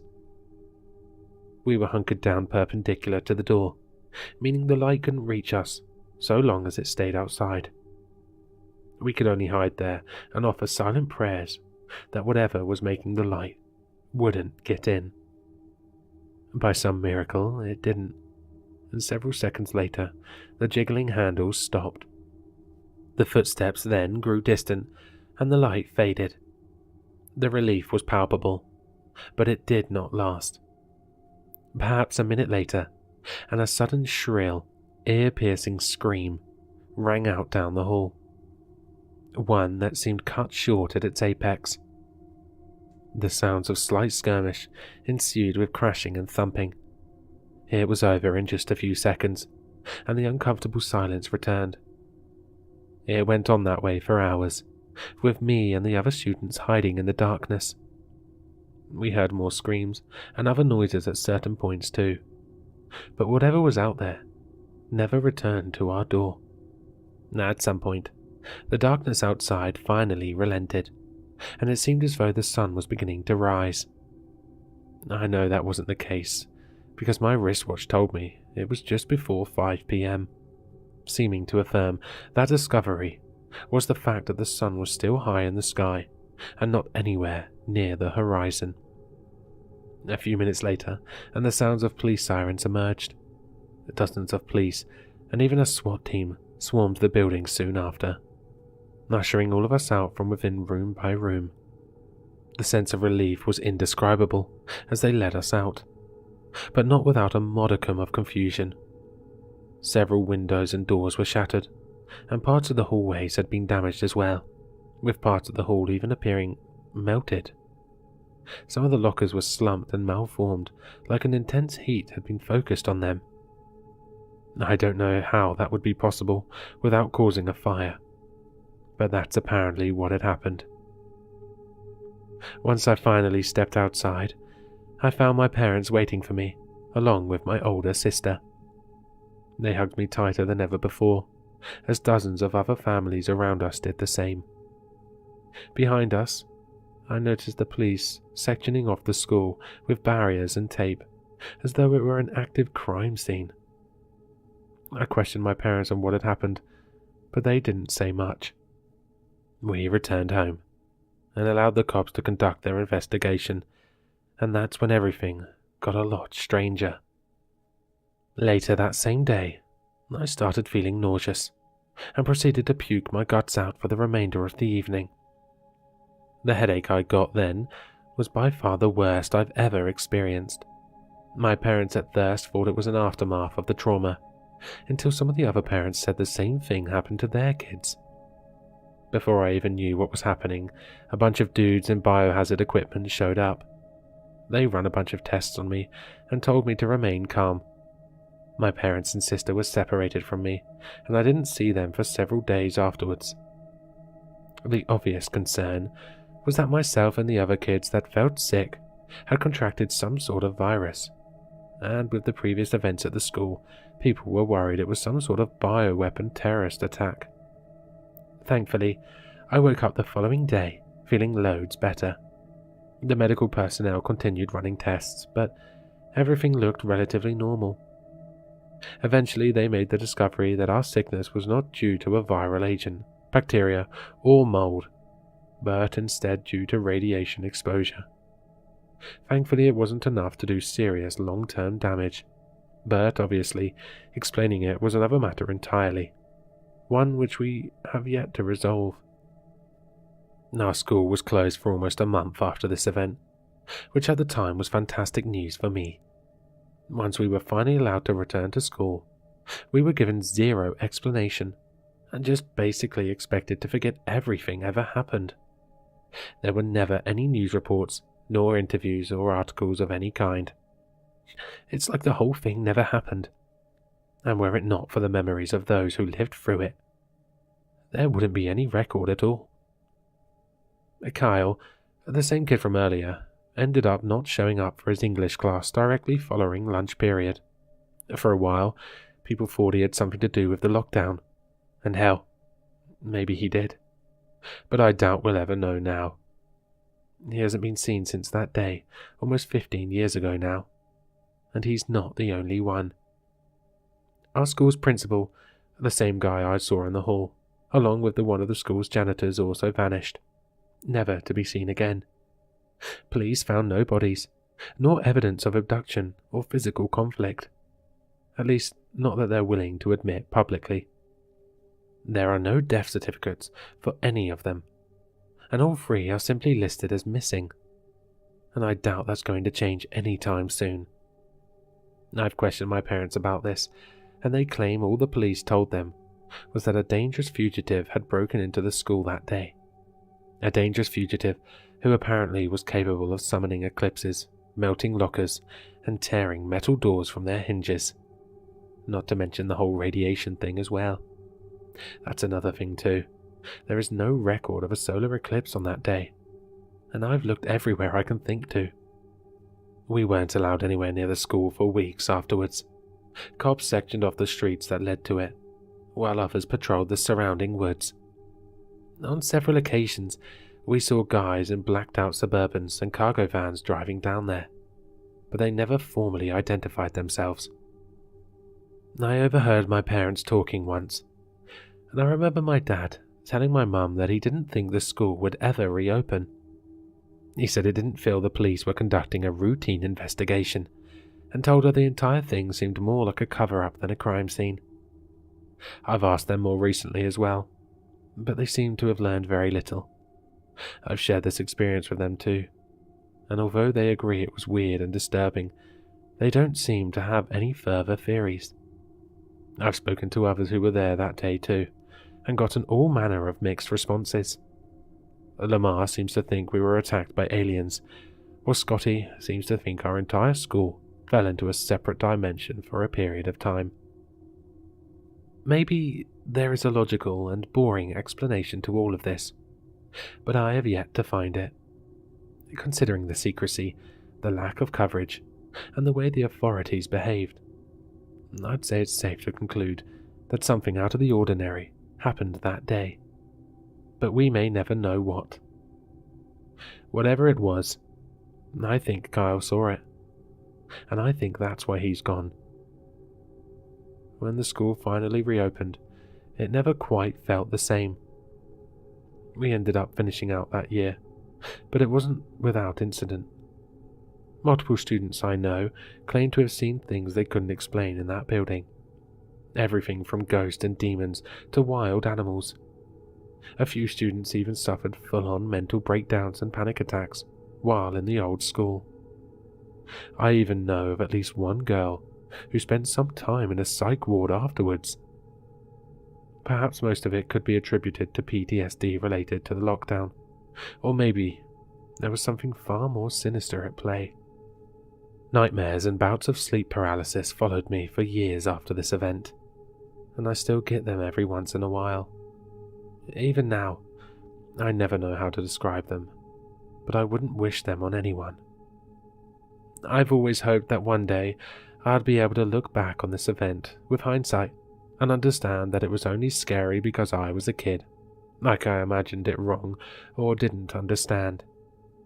I still can't say I understand what happened, but I can't help but feel more worried now than I was then. As a kid, life goes on, and you forget. But as an adult, you end up just ruminating on it over and over, until coming to a worrying realization. We as humans set up these systems, ways of life and comfort zones, but there are things out there that can and sometimes will bypass all of them.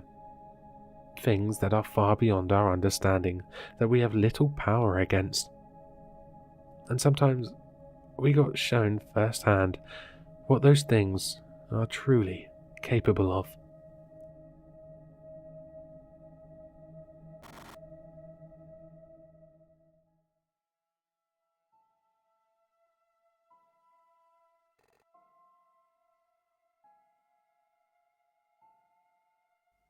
It's not that he's a bad roommate. No, it's not that at all. If he was inconsiderate and doing things like leaving dishes and dirty socks all over the apartment, or playing death metal at 3 a.m., then maybe I'd feel justified in my dislike of him. If there was just one discernible grievance that I could explain without sounding immensely childish, then maybe I wouldn't feel so unsettled by his presence. But there's not. At least, not a good one. So I've kept it to myself, until now. Let me preface this by saying Dave is polite, quiet, and clean. He's never been late on rent, and he always takes my boundaries into consideration. That might make it sound like he goes out of his way to avoid me, or that we never interact, but it's not like that. I talk to Dave more than I have my past roommates, and our conversations are pleasant. Never once have I had to argue with him. Dave just seems introverted, as am I, and we respect each other's space. If we are in the common area together, we'll sit and talk. We've even binged a couple of Netflix series together, since we both are into the horror genre. Though, I've had to tap out a few times. Dave's stomach for gore is much stronger than mine. So, to surmise, for the past year, Dave has regularly sat next to me on a ratty thrift store couch, just shooting the breeze, and I've enjoyed our conversations. I'm telling you all this because I know that when I tell you what my problem with Dave is, everyone is going to try to tell me that I must have a problem with something else. I know that you'll try to tell me that I'm just focusing on a little thing because there's something else, something about his personality that unsettles me. But there's not. After almost a whole year of living with this man, I can safely say there isn't a single aspect of Dave's personality I find off-putting. I look forward to our Netflix nights, and I think he's quite funny in a dry sort of way. He doesn't really do anything that would typically upset me. One of my biggest pet peeves from the past experiences with roommates is when they take something of mine, batteries, clothes, money, without asking. Dave has never intruded on my personal space, or stolen anything from me. Honestly, it should feel like I've hit the jackpot after my last roommate, Ryan. He ruined the sink by pouring hot grease down the drain and bailed before fixing the damages. Ryan also had his girl over almost every night, and they were so loud that I received notes from the neighbors. Now, Dave's not asexual by any means. He's a couple years younger than me, 24, and like clockwork, he has a different woman come over every 2 weeks on a Saturday night. The first month he'd lived here, he'd given me a heads up that he'd had a date. I immediately was reminded of Ryan, and became worried that I'd gotten another roommate from hell. But no. I was, thankfully, wrong. Each date night, Dave and some random girl stumble through the front door. Maybe the girl will wave at me or say hello, and if they do, that's the only thing I hear out of them. It's completely quiet after they enter Dave's room. I work from home, so I often sleep in late, especially on weekends. Dave knows this, and honestly, I'm surprised by how much he takes this fact into consideration. I've already got a pair of noise-cancelling headphones, purchased during the Ryan era. and I honestly don't mind wearing them to bed twice a month. But there's no need. Well, there's no need on his date nights. The other nights, well, I'll get to that in a moment. The point I'm trying to make is that Dave is so respectful. I have never once been woken up by one of his one-night stands leaving. In fact, I've never even seen one leave. Dave is just that considerate. He keeps that entire part of his life as quiet as possible, for my sake. He always makes breakfast the next morning. At first I thought it might be as some sort of apology to me, maybe thinking he'd been too loud or made me uncomfortable with his Saturday night antics, even though I assured him, as long as I don't have to hear it, I don't care what he's doing in his room. But now, I think it's some sort of ritual. Maybe a self-congratulatory thing. Either way, every other Sunday morning, I wake up to the aroma of meat frying. Dave keeps the fridge stocked up well with his excellent cuts of meat, and he seems to love cooking, even if he doesn't eat that much. Still, his largest smiles are reserved for sizzling meat. The nights after he gets lucky seem to be when he really gets into the chef zone. We have a meat grinder, just a small countertop appliance, and Dave uses the grinder to craft the most delicious sausages every other Sunday. He often shares his food with me, not stingy in the least, but he's particularly insistent that I partake on these mornings. I asked why once, and he simply said that the meat is best eaten fresh. He seems to replenish his ingredients on Sunday mornings, though it's not exactly clear where he shops. I've never seen cuts quite this colour or texture at our local grocer. I'm pretty sure they're pork sausages, but they taste different, softer and juicier. If Dave opened a restaurant, I'm pretty sure he could be a billionaire. Dave's kindness makes me feel guilty. He shares so willingly and never oversteps any of my boundaries. None of my other roommates, and I've had 5 by this point in my life, have ever looked so happy to eat breakfast with me. Dave won't even let me pay him back for the meat, which I assume must be expensive due to its quality. But he just smiles and says that it's much cheaper than I'd think. Writing this out, I realize how petty I sound. Dave gives from the goodness of his heart, whereas past roommates, cough cough Ryan, stole food from Tupperware with my name written in bold, capital letters. Still, I think I'd take Ryan over Dave any day, and the reason is so stupid I don't even want to admit it in this Reddit thread anonymously. The thing about Dave is that he chews too loud. I know, I'm going to be flooded with comments suggesting things like wear noise-cancelling headphones, listen to music, or the good old, are you seriously that put off by his chewing? This kid is sharing food and walking on eggshells so that you don't feel uncomfortable. And yeah, I can see where those comments are coming from. But you don't understand. It's every night. I hear those noises through the walls, headphones or not. It's this crunching, slurping sound that starts at 3 a.m. and goes on until the sun rises. The noises are so much louder and pervasive than someone chewing potato chips with their mouth open. No matter what I try to block it out, it permeates through my defenses and echoes through my brain as loudly as microphone feedback. That horrid crunching sound, punctuated by wet gulps and the occasional belch, has become the soundtrack of my nightmares. Well, when I'm able to sleep long enough to dream, that is. I feel weird about bringing this up to Dave. Something in my mind is screaming out, saying that I absolutely cannot mention this to him, and I think I know why. Dave doesn't eat much. Aside from Sundays and the rare rib dinner, I never see him eat. He's so skinny that I suspect he struggles with some sort of eating disorder. I tried asking about this once, in a roundabout way, and Dave had responded with, people often can't stomach the sight of my meals. So, yeah, probably an eating disorder. Since he's so small, he might have experienced some bullying in high school, or maybe grown up in poverty and developed some sort of issue with binging after he got money. Either way, that's just speculation. The little voice in my head keeps screaming to never break up the sounds, because how awful would it be if I made him feel bad for simply eating at night? What if I worsened his condition?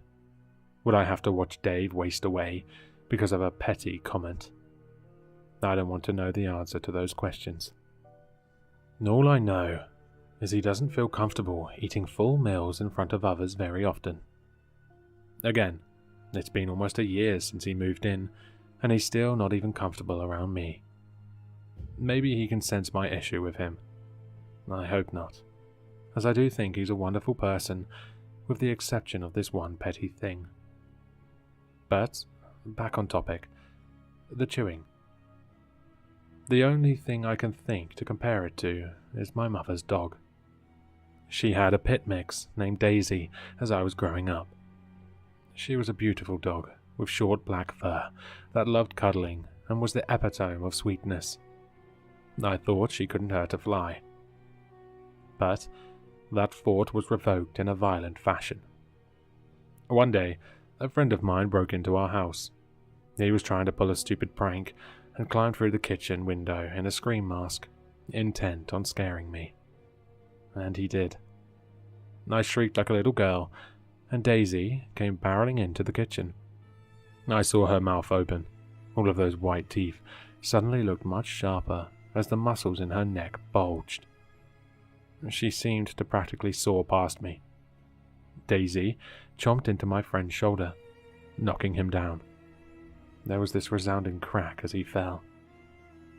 At first, I thought he'd hit his head on the counter, maybe even broken his neck. But the crack was actually Daisy, locking her jaw in place and crunching into his collarbone. On the ground, Daisy didn't let go. She kept her mouth rigidly shut and shook her head back and forth. There was a wet tearing noise that seemed even louder than the screaming. I remember thinking that she was ripping him apart. In the end, my friend was relatively okay. He had to have reconstructive surgery on his shoulder and was in physical therapy for the duration of our high school careers. He walked away with minor nerve damage and a near debilitating fear of dogs. The doctors said he got off lucky. I'll never forget the sound of Daisy crunching into his bone, ripping the flesh of his body with unnatural ease. I couldn't believe sweet Daisy, who loved cuddles, and once let a butterfly land on the tip of her nose, looked so natural with a mouthful of blood. I thought that she couldn't hurt a fly, but she nearly eviscerated my friend. Don't get me wrong, I still loved Daisy, and when she was taken away for aggression testing, and my mother told me it was likely that she'd be put down, I sobbed for days. Daisy was my beloved pet, and I knew that ultimately she had only tried to protect me from what both she and I had perceived to be a threat. I was just shocked by what she had done, or rather, I was shocked by what she was capable of. And now, the sounds I hear from Dave's bedroom, the sounds that I cannot block out with noise-cancelling headphones or music, the sounds that permeate my nightmares. These sounds sound almost exactly like Daisy, ripping the flesh and crunching the bone of a person. I don't know if this is some sort of latent PTSD thing. Maybe I'm just now facing the trauma of seeing that much blood and confronting the fear that a much younger me suppressed. Maybe there's a rational explanation for why I'm so frazzled. I shouldn't be able to hear him so clearly. There's no sound when he has a woman over. I know that the walls, while not soundproof, are capable of blocking most noises. The smack of Dave's lips as he appreciates a meal shouldn't be able to reach me. But it does. I lay awake each night, headphones around my head, clutching the pillow against them for extra protection, and try to drown out the sound of Dave chewing. I don't have anyone to talk to about this. I only have a few friends, and if I said this to them, they'd either think I was crazy or petty. Probably both. So, I'm just trying to get this off my chest, and maybe get some advice from anyone else who couldn't seem to get over a petty grievance. Dave's been talking about renewing the lease, that we ought to stay roommates for another year. And I really can't think of a reason to say no, because the only thing about Dave is that he chews too loud.